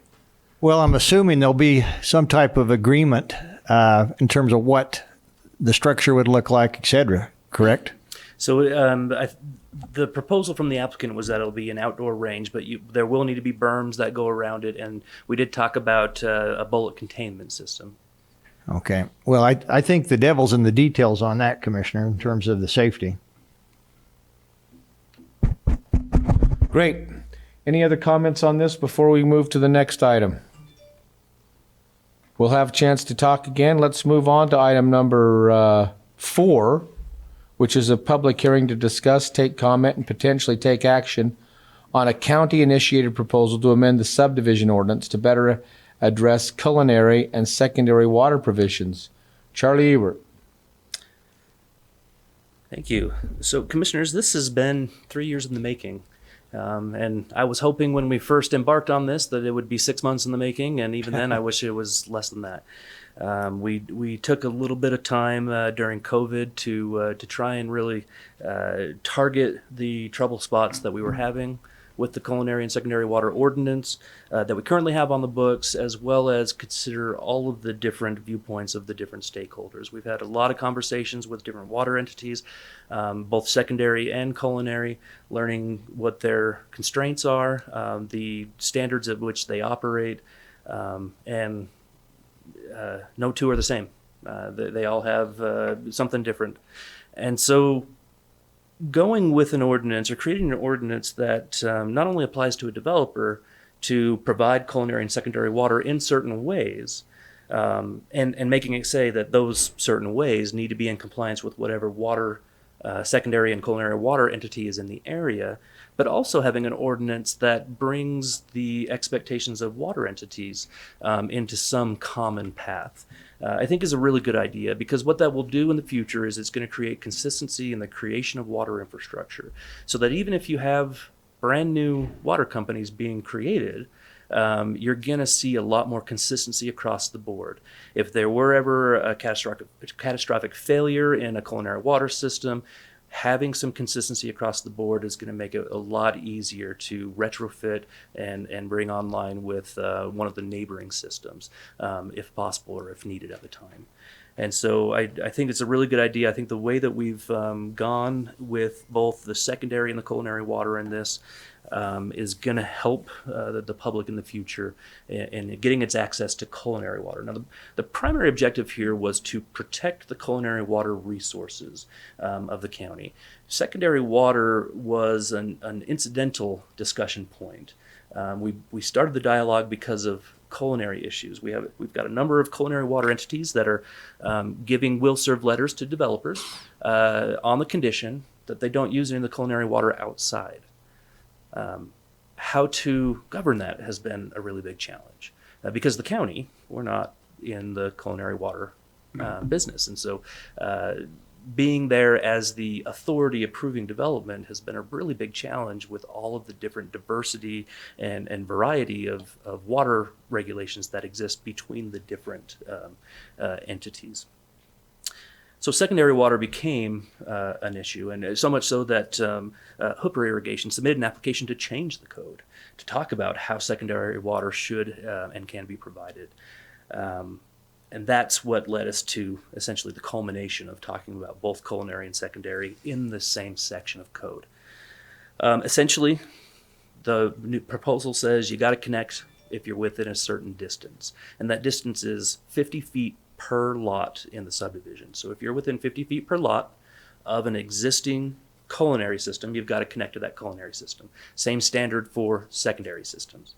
That's assuming those culinary and secondary systems are willing to provide for you. So if you're within that proximity, you have to connect. If you're outside of that proximity, either you can create your own system. So if you've got economy of scale, if you're a developer with economy of scale, you have enough lots that you want to bring online, that it makes sense for you to dig your own well and create your own community system, 15 connections or more, for culinary, or a community system for secondary. No limitation on what those, or no max on, or minimum on what those connections are. Then you can.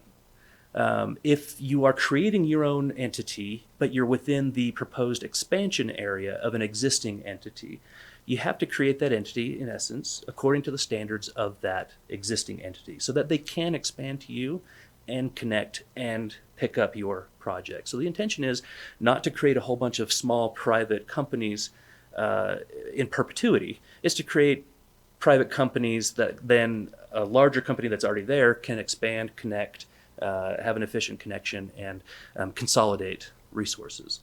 Consolidate resources, management, operations, maintenance. The economy of scale and taxpayer savings is, I don't know how to even enumerate it at this point.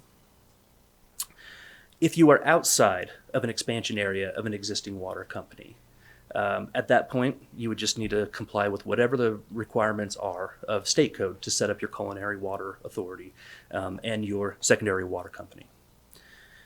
If you can't realize as a developer, if you can't realize an economy of scale and create your own shared water system or community water system, then there's always the opportunity to access by private well. And so you'd be able to drill your well. We did put in a couple more stricter standards, said that weird, some stricter standards for access to a well. For example, commissioners, you wanted to see wet water at the point that they're ready to pull a building permit. And so they've got to perfect the well. They've got to go through the process of perfecting the well prior to pulling a building permit so that there is access to water on site at that time. One of the things that was actually discussed by a few members in the public on over email with myself is what happens if a developer wants to bring 20, 30 lots on, every single one of them is on an individual well, but he submits the information for the well to the Department of Environmental Quality, specifically the Division of Drinking Water and the state engineer, one at a time. Well, they're only going to review each well in singularity, just one at a time. Not collectively. And the state engineer may not be able to see the impact that a 20 or 30 lot subdivision all with wells is going to have if they're reviewing each well one at a time. So there's a stipulation in there that the developer would have to get approval for each of those wells through the state engineer all at the same time, just as a package. So trying to protect the water resources that way as well. We carved out exceptions to some of these really strict rules as well. We wanted to make sure there's enough water quantity on each lot. We talked about 60, we brought that down to 30, so 30% of the lot is assumed will be irrigated, unless, through secondary water, unless the applicant, whether it be the developer or a future landowner, demonstrates to the county that they are going to irrigate less. So here's our landscape plan. This is where our drip irrigation is going to be, and we're not going to have any grass. You know, they could do that. And at that point, they would bring down whatever their water requirement is under our ordinance to whatever it actually needs to be on site. And we also carved out an exception for some of the wildland developments. If they're out in the wild area, the expectation would be that they would leave a lot of the vegetation that's there. They would still need to comply with the Wildland Urban Interface Code for fire purposes, wildfire purposes, and make sure they've got defensible space. But if they're not planning on planting anything, there would be no reason to require secondary water or outdoor water. So those kind of provisions and carve-outs have been, or provisions and exceptions have been added in here. It's a culmination of, like I said, years of work, and hopefully you guys feel like it's appropriate. The staff are recommending approval, and as were both planning commissions. Great questions. Commissioner Frohr. Thank you, Mr. Chair. Yeah, I like this proposed change. First off, I think we've had a great discussion. Commissioner Jenkins set up a discussion with a lot of the water providers out west. I've had a discussion with a number of the water providers up in Ogden Valley. First off, it makes sense to let the culinary water companies make the decision if they're going to provide service based upon the secondary water requirement or the use of secondary water. I think this ordinance, correct me if I'm wrong, Charlie, gives some flexibility when you talk about water-wise landscaping. We have subdivisions going in that will require, on larger lots, that, I'm talking 10, 20, 30 acre lots, that will really require little or no secondary water. And this gives an allowance for those to keep it in natural vegetation. It does. Which I think members of the public like, especially going through today's water history and what we see coming for this year. The more we can do as a county to encourage water-wise use and also encourage that as we look at development, rather than require a developer to come in and say, you have a 3 acre lot, we want that entire 3 acre water irrigated, which may or may not make sense. It gives some flexibility. So I support this, Mr. Chair. Great. Commissioner Jenkins, any comments here? The comments I have is I want to make sure that the primary water districts understand that we're expecting them to regulate this. So we need to make sure that they have copies of this, and that when we pass this, which I assume we will today, that they're aware of that so they know their responsibility. That's my only concern here, Charlie. We live in a different world right now. Water is becoming, it was interesting, 22 years ago, 21 years ago, when I went in the legislature, they talked about how precious water was and how the day would come where we would have major shortages. And I remember I kind of laughed at that. I thought, these guys got their heads in their pockets. I say pockets because I don't want to talk the other place. I thought they had their heads. But anyway, now here we are, 21 years later, and it's exactly what's happening. We've got major shortages, and everybody views what they want to do with their lot differently, as do I. And so I'm all for accommodating this.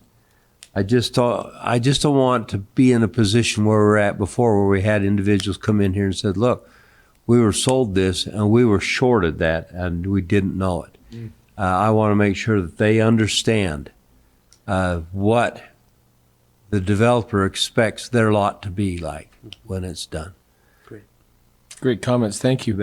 Thanks, Charlie. I'm going to move commissioners to item number 5 on this public hearing portion, which is the public hearing to discuss, take comment, and potentially take action on a county-initiated proposal to amend the subdivision ordinance to allow or acquire private streets in certain circumstances. That's incredibly broad, Charlie. Sure is. The ordinance didn't fit on the agenda, so let me give you some detail there.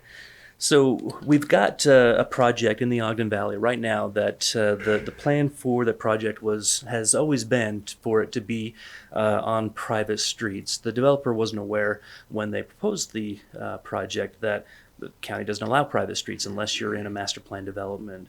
As we got looking at the possibility and the idea of having private streets, internally, the planning division and the engineering division had really great conversations about it because we were a little bit at odds.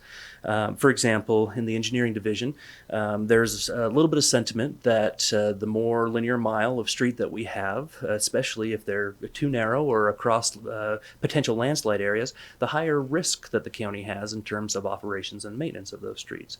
Whereas the planners, anytime you talk to a planner about a street, everything should be public everywhere so that everybody gets the benefit and access. Both of them are probably right. And I think there is a way to do both. So number one, as we plan for the future, we know that we're not receding in population. We're growing in population. Whether you're in the Ogden Valley or you're in the unincorporated western WEBER, next year there's going to be more people. Unless there's a catastrophic element that comes in, we'll always be at least one more person larger the next year than we were the year before. And so we've got to plan for that. That's why you have planners. What does the Ogden Valley and Western Weber look like in 50 years, for example? So the Ogden Valley General Plan, when we were working on that with folks in the Ogden Valley back in 2016, there wasn't a broad consensus amongst the public for support of a transportation master plan. We did have a transportation master plan that we proposed. There was quite a bit of resistance to that idea. And so you don't see a lot of street connectivity even in the planning documents that exist. But 50 years from now, the AB3 zoning might not exist. It might not be able to exist given the fact that people continue to reproduce. Even our own internal population increases just from our birth rate would lend to that assumption. Also in the Ogden Valley, if we've implement a transferable development right program that is successful, we know that there are going to be some areas where you're going to have a little bit more density than others. Not new density on the valley, in the valley floor, but moved density from an area that doesn't have access to streets or other resources or facilities into areas that does have access to streets and other county services. So what that essentially means is in time, there is going to be a need for a network, a street network. If we've got cul-de-sacs, you take a large block, maybe that's 2 or 3 miles around it, and cul-de-sacs that go to the interior, we're going to be creating communities in the future that might have more density than 1 unit to 3 acres that don't have connectivity to each other. So when Timmy in one subdivision wants to play with Johnny in the other one, his mom's got to drive him 2 miles, even though it's a couple fences over. And so that's the kind of thing from a planning perspective we'd like to see avoided, and public streets is one way to do that. However, in the Ogden Valley, we've got one dwelling unit every 3 acres on the valley floor for most of the valley. Does that make a lot of sense to require public streets everywhere? No. And as we discussed with the potential basin rezone today, a dead-end street doesn't often provide a public good.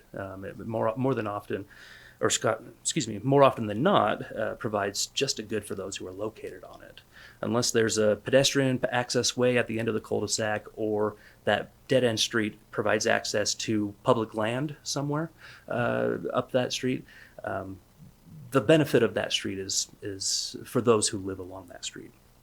So what this ordinance does is it proposes to allow the creation of private streets as long as there is a metric, or a mechanism put in place to preserves the county's opportunity or possibility of creating a public street along that in the future.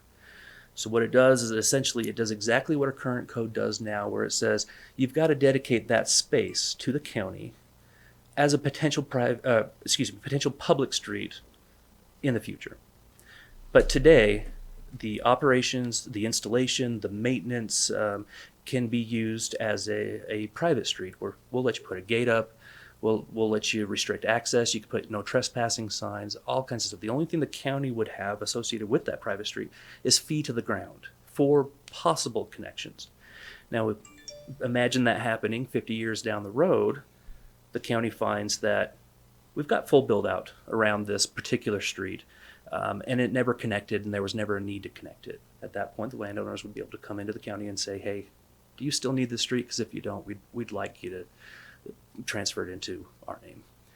So this keeps the opportunity for future street connectivity open, while still allowing people to get the development of their liking or what they want today.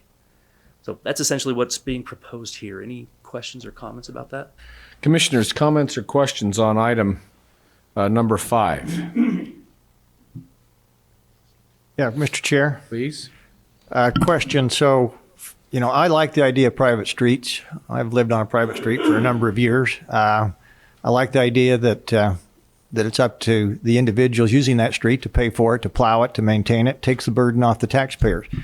But there's also the case to be made of connectivity, which I agree with. And there has to be a process in place that after saturation, whatever that may be, that road would have potentially in the future be made public, and or require those individuals to make that public, to bring it up to what I would call county standards. Does this ordinance allow that then, or address that? Because that's an issue we've talked about. It does. So what it does is it requires essentially the street. Let's say it's a cul-de-sac, for example. You've got a cul-de-sac that extends whatever length it's designed to extend, and then ends in a turnaround, hammerhead or a cul-de-sac turnaround or whatever. We would require that to the right-of-way to be extended all the way to the edge of the subdivision so that it could stub into an adjacent property. Now that's currently in the subdivision code, and we currently in a subdivision code require you to build it to stub all the way to the property. So you can't create a street that would inhibit your neighbor's ability to develop, right? But what they could do under this is they could dedicate that stretch to the county and then use that stretch for the benefit of their own HOA until the county says, all right, now we're coming through. And so there would be that process set up. If the county says we're coming through, there may be some responsibility for the county to go in and patch all the holes and everything. But we'll already know that the street that's built there is built to county standard because that's still going to be the requirement. Build it to the public standard, even though we're going to let you own, operate, use it privately until we say it needs to be public. If the owners come to the county and say, hey, we're paying the same amount of taxes as everybody else and we don't even get the benefit of a plow, we want you to take over the street. At that point, if it's not something that we see a huge public benefit in doing so, we would say to landowners, you guys need to patch all the holes and you need to fix all the problems before we take it over, just like we do now. And we have a few private streets in the Ogden Valley where we have said that to the homeowners associations a couple of times in the past. So yes, there is a process there for them to become public. And the benefit is, if you pass something like this, the fee is already owned by the county. Whereas if you were to allow that subdivision to go through without fee of that stretch of land where the road is to be in the county's name, you'll have to buy it at whatever fair market price is in the future. So through the development process, the county gets to assume the fee to the property and then gift essentially the rights and responsibilities of use of that to the landowners until the county says we're ready. So we've created the easement for the future. Yep. Okay, that's my number one concern, that we don't get ourselves in the position of a county having to go in and buy land to put in a road that we need in the future. Right, and even more so, if we didn't show where it's reserved, someone might plop a house right there. Right, and we which don't wanna gets be even more tearing down expensive. houses. Yeah, talk to UDOT about that. Yeah. Thank you, Mr. Chair. Great. Commissioner Jenkins, any comments on this one? No. Great. Super. We're now to the public comment portion of our public hearing, which allows people to comment on the four items that were just presented regarding land use. Please limit your comments to those items on land use. Limit them to 3 minutes and address the commission when you're doing it. Those who wish to comment regarding anything that was just presented over the last little while may come forward now. And we ask that you state your name and the city or where you're from, please. Thank you. We'll do that now. Anyone here in the galley? I thought, Ron, you'd be coming, so.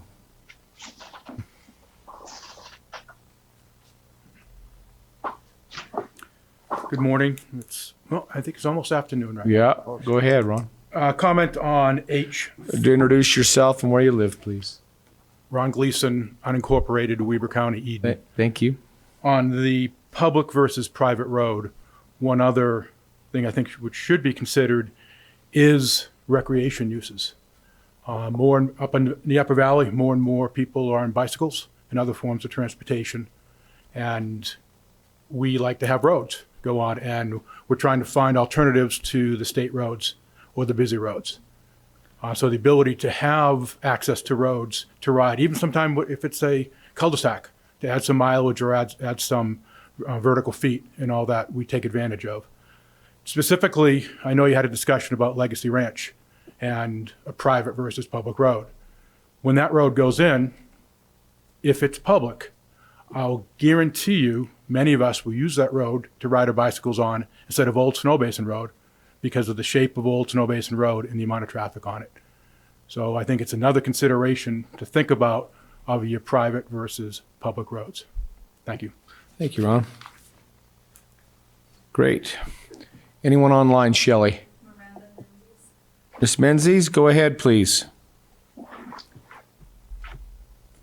Good morning. I think it's just morning. I'd like to address the culinary and secondary water ordinance, and I'd like to thank the diligent work of the planning department, particularly Charlie Hewitt. I believe that while the ordinance as presented and recommended by both planning commissions, it may not be perfect, but I think it's a huge improvement, and I just commend it to your attention and ask for your support in getting this thing on the books. I believe we are continuing to have problems with developers coming forward with developments that have not got the water fully sorted out from a legal and technical standpoint, and I think this ordinance will help prevent that in the future. So thank you for your time, gentlemen, and I ask you to support this new ordinance. Thank you. Thank you, Ms. Menzies. Mr. Joyce, go ahead, please, sir. Good afternoon, commissioners. Thank you for the opportunity to address you. And I just want to publicly thank all of you for your continued interest and effort in this. As Charlie mentioned, I think the first time I bugged you guys was about 3 years ago. You're probably rolling your eyes like, Mr. Joyce again, really? But I'll publicly commend Charlie as well. Tremendous amount of effort with this, and just agree with Miranda greatly. Really, really complicated subject. And so, if approval of the water land, of the culinary and secondary water land use code is approved today, it will be a win. It will be 1,000 times better than what we have today. I do want to bring to the attention to the commissioners, though, there is still one situation that I don't feel is addressed in this land use code. It specifically is the situation that I brought before you about 3 years ago, the one that I am personally in the development that I live in. There will be more Silver Summit estates. If this code is passed as is, I would say that maybe what we should do is get this in the books, but I'd ask that you be open to further comment in the future about continued iterations of this code. There is an opportunity to address when there is no culinary provider and or well is used for culinary, yet there is access to secondary water, and where that secondary water possibly could be provided by pressurized infrastructure from ditch water, which is the case, again, what I presented to you guys about 3 years ago. That condition is not addressed in this code. And so, I don't know if you remember, Commissioner Harvey, a long time ago, you said, I want Paul Jr. to be happy. A little joke there. Paul Jr. still isn't happy for this specific case. But again, wanted to commend everybody. Thank you, all of you, and Charlie and all your efforts here. And also comment that 1,000 times better, but there's still an opportunity to continue tweaking this a little bit as we move forward. Appreciate your time. Thank you. One moment before we take Brent Edwards' comments. Paul, I hope you see this as getting some cake, but not ice cream. And I know you like both on your dessert, so we'll just go to there. Mr. Edwards, go ahead. Thank you, Commissioners. Brent Edwards from Taylor. I just would like to thank the Planning Department, especially Charlie, on the work on this. It's been a long time in the making. A lot of hours have been put into this. A lot of meetings with the commissioners and so forth. And I think we finally got a good grasp on this code. We're headed in a good direction. So I just want to say thanks to you guys as county commissioners as well as the planning staff for all the work on this. So thank you, guys. Thank you, Mr. Edwards. Any others, Shelley? You've done good handling that. Seeing no others in the thing, commissioners, I'll entertain a motion to adjourn our public hearing and reconvene a public meeting. So moved. Have a motion? Second. And a second. I'll place that motion for vote. All in favor? Aye. Aye, great. We're now back in our public meeting, commissioners, and this meeting is to consider action on those 4 items that were just discussed or presented. The first one is listed under item 8, under H2 on our agenda, which is a request for approval I think that's request to amend Weber County zone map to rezone approximately 5.0 acres from the CVR-1 and CV-2 zones to the FR3 zone at approximately 949 East, Highway 39. We talked a little bit about the 3 options that were available to us.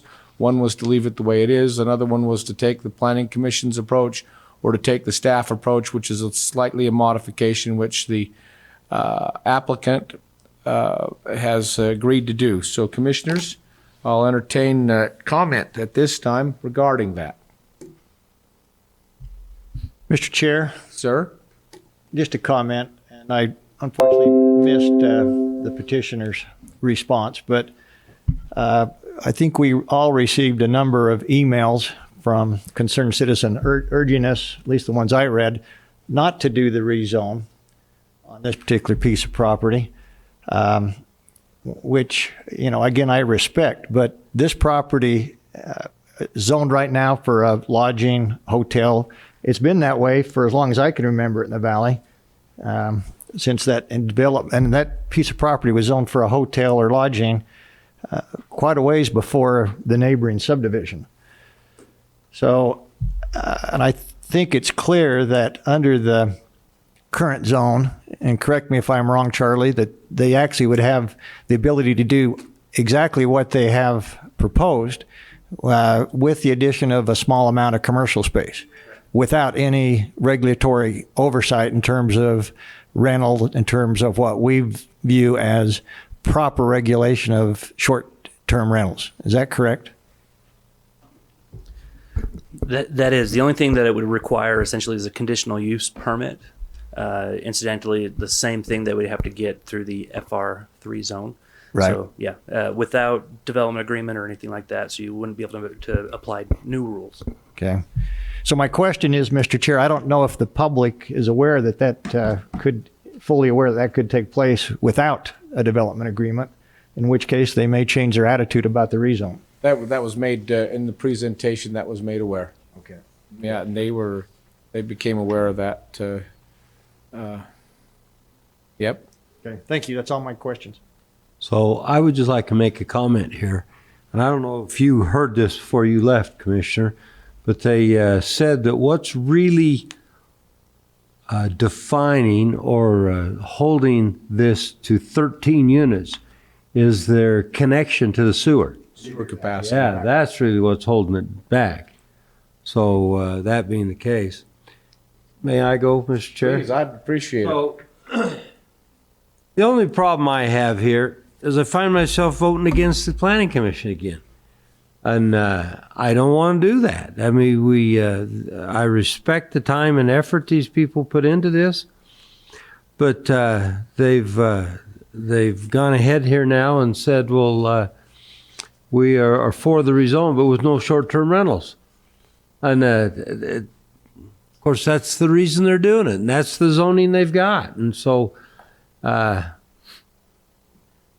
question whether they could even do it. But Mr. Crockett emailed me and says they can do it. They want to set that aside. But I just can't bring myself to support this because it does away with short-term rentals. And so I'm going to be a no vote, just so you know. And if I could add something, the law allows you to do that, but as the legislative body, you are the ones that ultimately make the determination as to whether that is a wise decision or not. And so if you decide not to do that, that's just fine. Mr. Chair, question. Maybe this goes to council. Okay.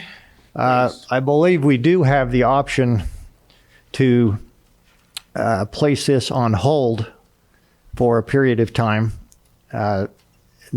until such time as a development agreement might be agreed to by the commission and the developer.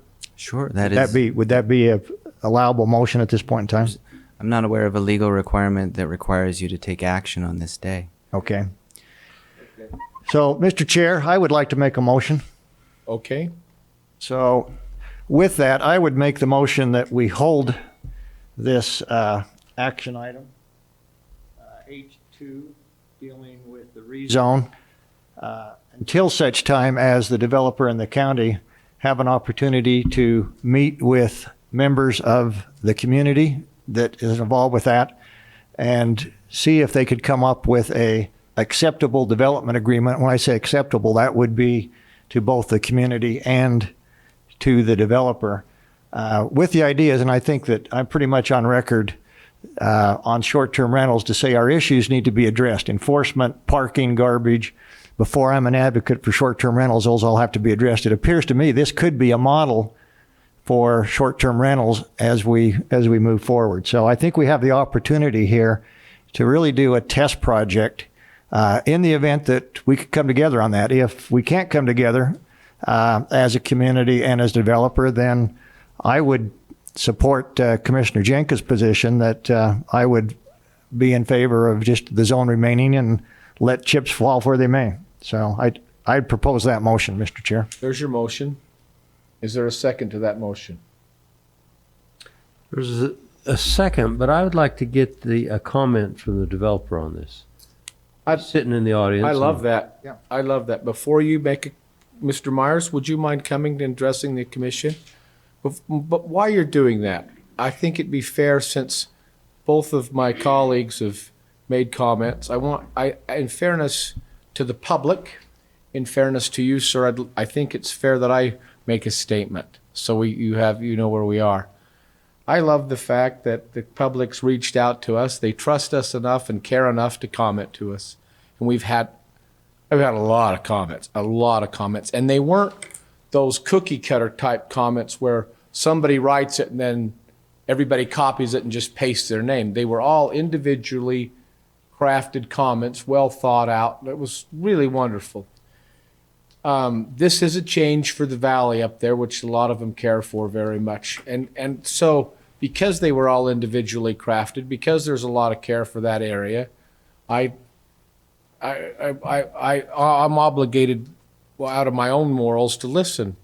But I also respect the fact that we've had many, many developers come to us, and you've been very good at, as far as listening, and I commend you for working with this piece here. I really love that you've accommodated this, that, or the other with these comments and things. And so the easiest thing for me to do right now would be to deny. But I don't think, based on, I came here today thinking that's where I was going to go, just deny it. But I don't think it's the best, based on what we've heard, to do that, because the management piece, the parking piece, having the offsets to make the project work for you, but also work for the community, is really important.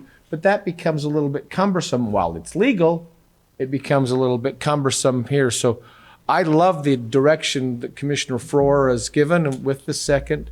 I think you're seeing independently thought of, but a united commission on this, just to be fair to you, sir. So please, what are your comments based on what Commissioner Jenkins said with regards to that? Well, first of all, thank you for the opportunity. I think we had a very quality meeting last Friday. The planning department hosted it. We had 3 representatives from the neighborhood, and I felt that it was a pretty good meeting. I also today had another visit with one of those community members. It's important to remember, and this was brought up at the Friday meeting, these single-family homes are probably going to have a price tag right around $1.2 million. We want a quality neighborhood. We do not want Lot 4 to take away from the enjoyment of Lot 5. So it's not just the surrounding neighborhood, but within our community itself, we are committed to having a quality neighborhood. And so when the neighborhood asked last Friday, could we have a single management company that would be over this HOA? Of course, that's how we would want it. That they'll govern the landscaping, the snow removal, the overnight rentals, so that it's all being through that one central company on that. And over the years, the HOA of our community would have the opportunity to change to other management companies, but still staying with one at a time. Your points last Monday on parking was very well received. It led to a quick meeting with the planning department so that we could better address that, and also the snow removal. Again, we want a quality neighborhood. This is not the only project that we're going to be doing in the valley. We want to have a good reputation with the community and with the commission. Is there anything else I could answer? So may I? Please. Yeah, because I think you're about to say what I'm feeling. Yeah. If we approve this today, the way it's been given to us by the Planning Commission, you will not be allowed to have short-term rental in there. May I? I'm going to jump in. That's one of the options. The other option is to deny. The third option was to approve it, and with some additional rules to the property. We have the authority to put some additional rules on the property, which would be to limit the number of bedrooms, but more so to have enough parking, make sure there's enough parking required, make sure that we regulate how often the short-term rentals or a management company there, so the STRs are managed, and we would require the 24/7 management company. We could also require offsets for snow removal and the hill vegetation that was mentioned by Charlie, and no on-street or no parking on the streets or those little areas there too. So we could do that, but like our council said, we can do that legislatively, but it would be a little more cumbersome, but we could do that. So we could say we could approve. So the third option is approve the rezone with these conditions. Then we find ourselves voting against our planning commission again. Only on part of it. They voted to rezone, but so they've given us two things on the planning commission to do. And those two to me also conflict. One is to approve, but don't allow STRs. Right. So the planning, I would say That's my whole point. So we wouldn't be taking the whole piece of the planning commission. We would be approving it, but we would be putting some conditions on there. I say it how you want. That's how I see it. Well, when you say we're not going to take the whole thing, well, that's the whole thing. Well, there's only one thing. They approved it without an STR. Before you go there, Charlie, for me, it's like I'm going to have some roast beef, but I don't get the potatoes. How's that on the dinner? Yeah, I view that as you move that plate away and you're really going to eat this plate over here. Okay, however you want. I'm going to liken it to Sunday dinner. That's all right. Charlie, go ahead. Thank you, Commissioners. So that the option that you're mentioning right now, Mr. Chairman, we would request that you table it. I do believe the option you're mentioning right now is the motion that has been made by Commissioner Farrar. That was my motion to hold. Did that get second, by the way? It did. Okay. So it's on the plate. The motion on the table is to hold, not to approve. Right. That's correct. And then at some future date, if in fact the developer and the community could come together on that list that you just made, whatever that happens, we could come back and either say yay or nay. Mr. Myers, would that work for you? I don't mean to slow bake this. Yes, we support the motion and we will work together on preparing that development agreement. Our second option would be that you would deny our request and we will build under the existing zone within the building code as it requires. Understand. Do you have a preference for those two? Excuse me, Mr. Chair. Thank you. Do you have a preference given those two options? Because that's exactly where I'm at. Your motion. Okay, thank you. Preference. Great. That makes that easy. So I'm going to call for the motion on this, and this is a roll call vote for this. This is ordinance number 16 as presented. So Fatima, if you'd conduct that roll call now, please. Aye. Aye. Aye. Thank you. Sorry, just to clarify, we didn't pass an ordinance. We're just tabling the item, correct? That's correct. That's correct. Okay. All right. And then if I have a question for planning, if that's okay, is there anything that prevents the applicant from proceeding simultaneously with their original other application that they have going before the Planning Commission tonight? No, I don't think so. I think all the provisions of the CVR1 zone can be met. And so I think they can go ahead and subdivide and develop under the CVR1 zone. Changing it to the FR1 zone only changes the uses. And so instead of requiring some commercial space or a commercial lodge or whatever, making that change in the future would essentially allow them just to have residence. Great. Terrific. Thank you, Charlie. Thank you, Commissioners. We'll move on to item number H3 under number 7, which is ordinance number 17. This is a request for approval of an applicant-initiated proposal to amend the M3 zone to add shooting range and training course as an allowed use. Commissioners, any comment? It would be ordinance 16 because we didn't approve it on the other one. Thank you very much, Fatima, for the correction. Correction noted. Commissioners' comments, or I'll entertain a motion. Mr. Chair, I'd move to approve action item H3. Ordinance number 16. I have a motion to approve action item number H3. Is there a second? I will second that motion. Fatima, go ahead with the roll call. Commissioner Farrar? Aye. Commissioner Jenkins? No. And Chair Harvey? Aye. Thank you.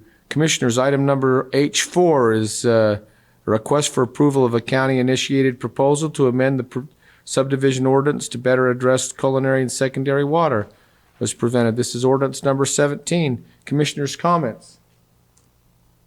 I'll entertain a motion. I'd make that motion to approve this. We have a motion. I'm happy to second. We have a motion and a second. Can I comment to that? And a comment, please. Yeah, I understand this doesn't cover absolutely everything, but I do also agree that this is a considerably better than where we've been, and it's a work in process, and so let's get this through, and we'll work on the rest. Thank you very much. You bet. I appreciate that too. Thank you very much. Fatima? Commissioner Forer? Aye. Commissioner Jenkins? Aye. Chair Harvey? Aye, thank you. We'll now move to item H5, Commissioners, which is a request for approval of a county-initiated proposal to amend the subdivision ordinance to allow or require streets in certain circumstances, as presented by Mr. Ewert.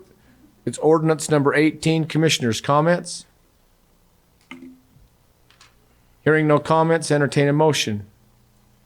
Motion to approve ordinance 18. Have a motion? I'll second that. Great. I'll place that motion for vote. Fatima? Commissioner Forer? Aye. Commissioner Jenkins? Aye. Chair Harvey? Aye, that motion now carries. Thank you very much. Commissioners, we'll now hear our public comments, which is item E that has been moved between item H and I for the public. This is an opportunity for you to address the commission. Your comments are asked to be not more than 3 minutes. And if you find yourself repeating one another, then we'll ask that you move on to another topic. But 3 minutes is about where we're going to be today. Thank you for accommodating the request earlier. It appears we have someone at the lectern, so that I may ask before that person that's just so boldly moved to the front, if we have someone online who would like to comment first. Shelley? No, so we'll move to you, sir, if you'll state your name and the city or area where you live, please. Ron Gleason, unincorporated, Weber County, Eden. Thank you. Last week or the week before came to my attention that the National Forest Service has a proposal to move a helipad from the Morgan County Airport to the Ogden Valley, specifically right on Highway 39 at the bottom of Trapper's Loop. If you get to the bottom of Trapper's Loop, on the north side of 39, they own approximately 12 acres there. I know some people who work at this heliport. I've got a little bit of background of it, but they have the need to spend some money and get away from renting the facility that they're now using at the Morgan Airport. The question I have is, one, as commissioners, are you aware of this project? Two, have you been able to give any input to it? And three, as a federal agency, are they able to do what they want regardless of the local ordinances that are in place? Specifically, there is a land use ordinance in the valley of no heliports below 6,300 feet. This is on the valley floor somewhere around 5,000 feet. Also, other ordinance, whether it be the sign, lighting, and so on, would they have to be followed, or can they just do their own thing? The second thing, and I'm responding to this to the Forest Service because we have till the end of the week, is making sure they understand the longer-term picture. Across the street from them, as part of the approved master plan for Snow Basin, there is equestrian facilities, recreational field, which would be donated to the county at some point, and commercial and residential areas that will be very close to this facility if they build it. So again, my questions were, are you familiar with this? Have you had any discussions with them? And as a federal agency, can they just do what they want? Thank you. Commissioners, I've written those down, and let's answer all those comments when we have our time for commissioners' comments at the end, if that's okay. Be happy to. Please, thank you. Great. One moment, please. Next, go ahead. Good morning, gentlemen. We come to you today. Give me your name, please, and the city, please. This is Victoria Dortzbach. I'm an inhabitant of Ogden. We come to you today on a most important and grave matter. I am an American state national per Title 8, Section 1101, A21 and 23. Therefore, I enjoy limited diplomatic immunity.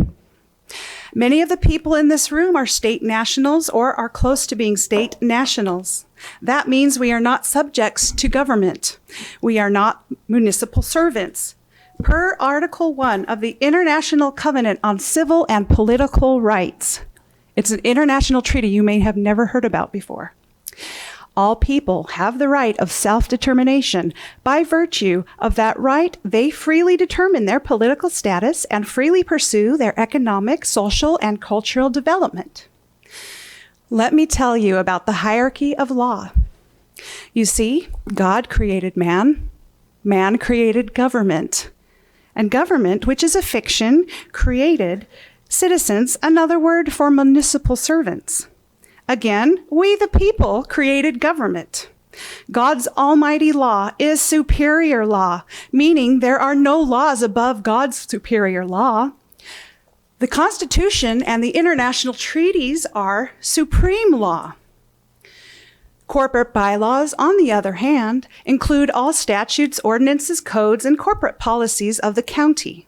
All statutes, ordinances, codes, and corporate policies that conflict with superior or supreme laws are color of law and are null and void. Refer to the supremacy clause in the Constitution.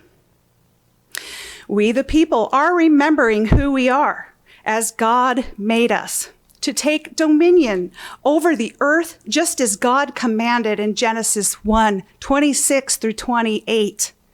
We are taking dominion over the land, over the air, and over the water. We are here today with the intent to educate our public servants and the people on the fraud that has been perpetrated on the American people by a de facto government. In the spirit of educating you and the people, we are reading a second Declaration of Independence by the 50 United States of America, allegedly signed by President Donald Trump, July 4th, 2020, to the new Republic of the United States. By the way, this is a 7-page document that 11 here will be reading from for approximately 33 minutes of your time. Trusting our cause is just, and having prayed for the fortitude to brave the spiritual wickedness in high places, we citizens of America make this announcement to the shareholders of U.S. Corp., including the City of London, the British Crown, Good, thank the you. Vatican, Next. and their operatives in medical, government, and society.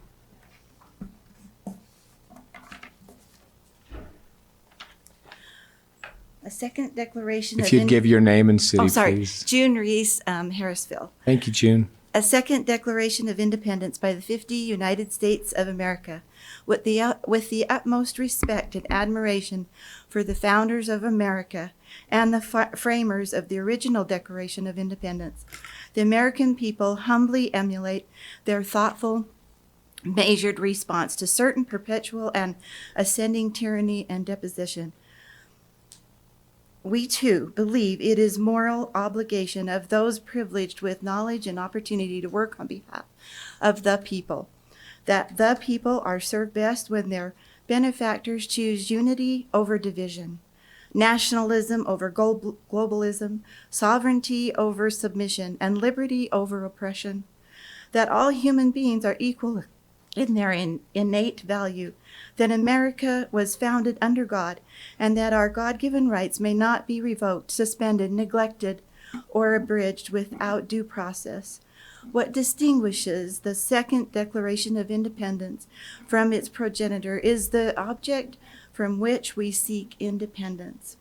Regrettably, to our great misfortune, shame, and dismay, and despite the recurrent warnings and accorded safeguards, a cabal of foreign investors and privateers have managed to gain possession of our land, our wealth, our labor, our well-being, and our future, and even our children.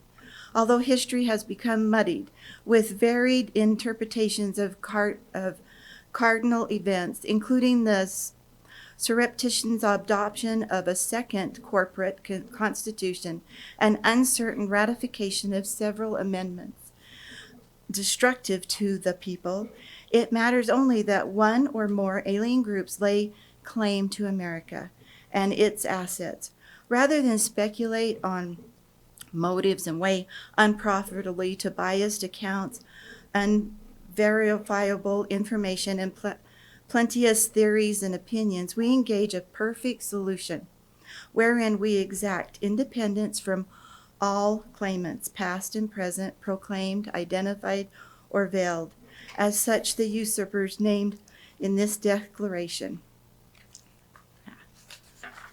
are representative and not specific or exhaustive, regardless of supposed ancestry, preceded instrument, or process. Although simply enumerating transgressions and usurpations would suffice to justify insultory recounting significant events reveals important facts that are missing from history. These forgotten facts add insight, perspective, and clarity, illuminating our best way forward. Thank you, June. That's 3. Thank you. Next. Morning, gentlemen. I'm Jennifer from South Ogden. Hi, Jennifer. Good Go morning. ahead. The inevitable Civil War destroyed America's economy, ripped families apart, and cast a questionable shadow on the future of a once promising nation. America was in trouble financially and needed a massive infusion of capital to get back on its feet. A cabal of nation-building venture capitalists from Europe agreed to finance America's recovery, but it demanded an active role in government to ensure their investment. In 1871, mired in debt, Congress worked out a partnership. In exchange for boundless financial support, the foreign investors handled America's administrative needs. Although initially it seemed to be an innocuous concession, the consequences of allowing the nation-building venture capitalists to conduct America's business beyond the protections of the U.S. Constitution proved catastrophic. The investors quickly embedded operations throughout the foreign-owned corporate government, and Washington, D.C. began serving the interest of America's financiers over the people. In 1871, America effectively lost its independence, and the nation-building capitalists became our new masters. By the early 1900s, the foreign investors that bankrolled America controlled the major newspapers and news services, enabling them to shape what is reported and how it is to be framed. They had to cover their tracks before being exposed and repudiated by the people. The nation-building capitalists worked to soften America's imperturbable, elevated system of government. The founders had formed a constitutional republic instead of a democracy, specifically to prevent citizens in the majority from oppressing those in the minority. By doing what is best for their district or state, rather than enforce the majority will, representatives serve all citizens equally, eliminating the noise, division, and violence intrinsic to democracies. Being in control of the narrative, the foreign investors ingeniously promoted the fallacy that America is a democracy, trusting that the deception would lead to unrest and chaos that would make America vulnerable, creating additional opportunities for infiltration and manipulation. In 1913, the foreign investors established the Anti-Defamation League to slander anyone who exposed them and their infiltration into American politics. And of course, that was the establishment of the Federal Reserve Act of 1913. By the way of the 16th Amendment, the foreign investors were granted the authority to tax the American people directly, something expressly prohibited by the original Constitution. That the people would willingly subject themselves to forced confiscation of their property. Time's up. Yes, sir. Of their property, their labor. Jennifer, please respect 3 minutes. Thank you. Mr. Chair. Thank you. Mr. I'll Chair. recognize Commissioner Jenkins. Motion to adjourn. Second. I have a motion and a second to adjourn. All in favor? Aye. Aye. Motion carries. We're adjourned.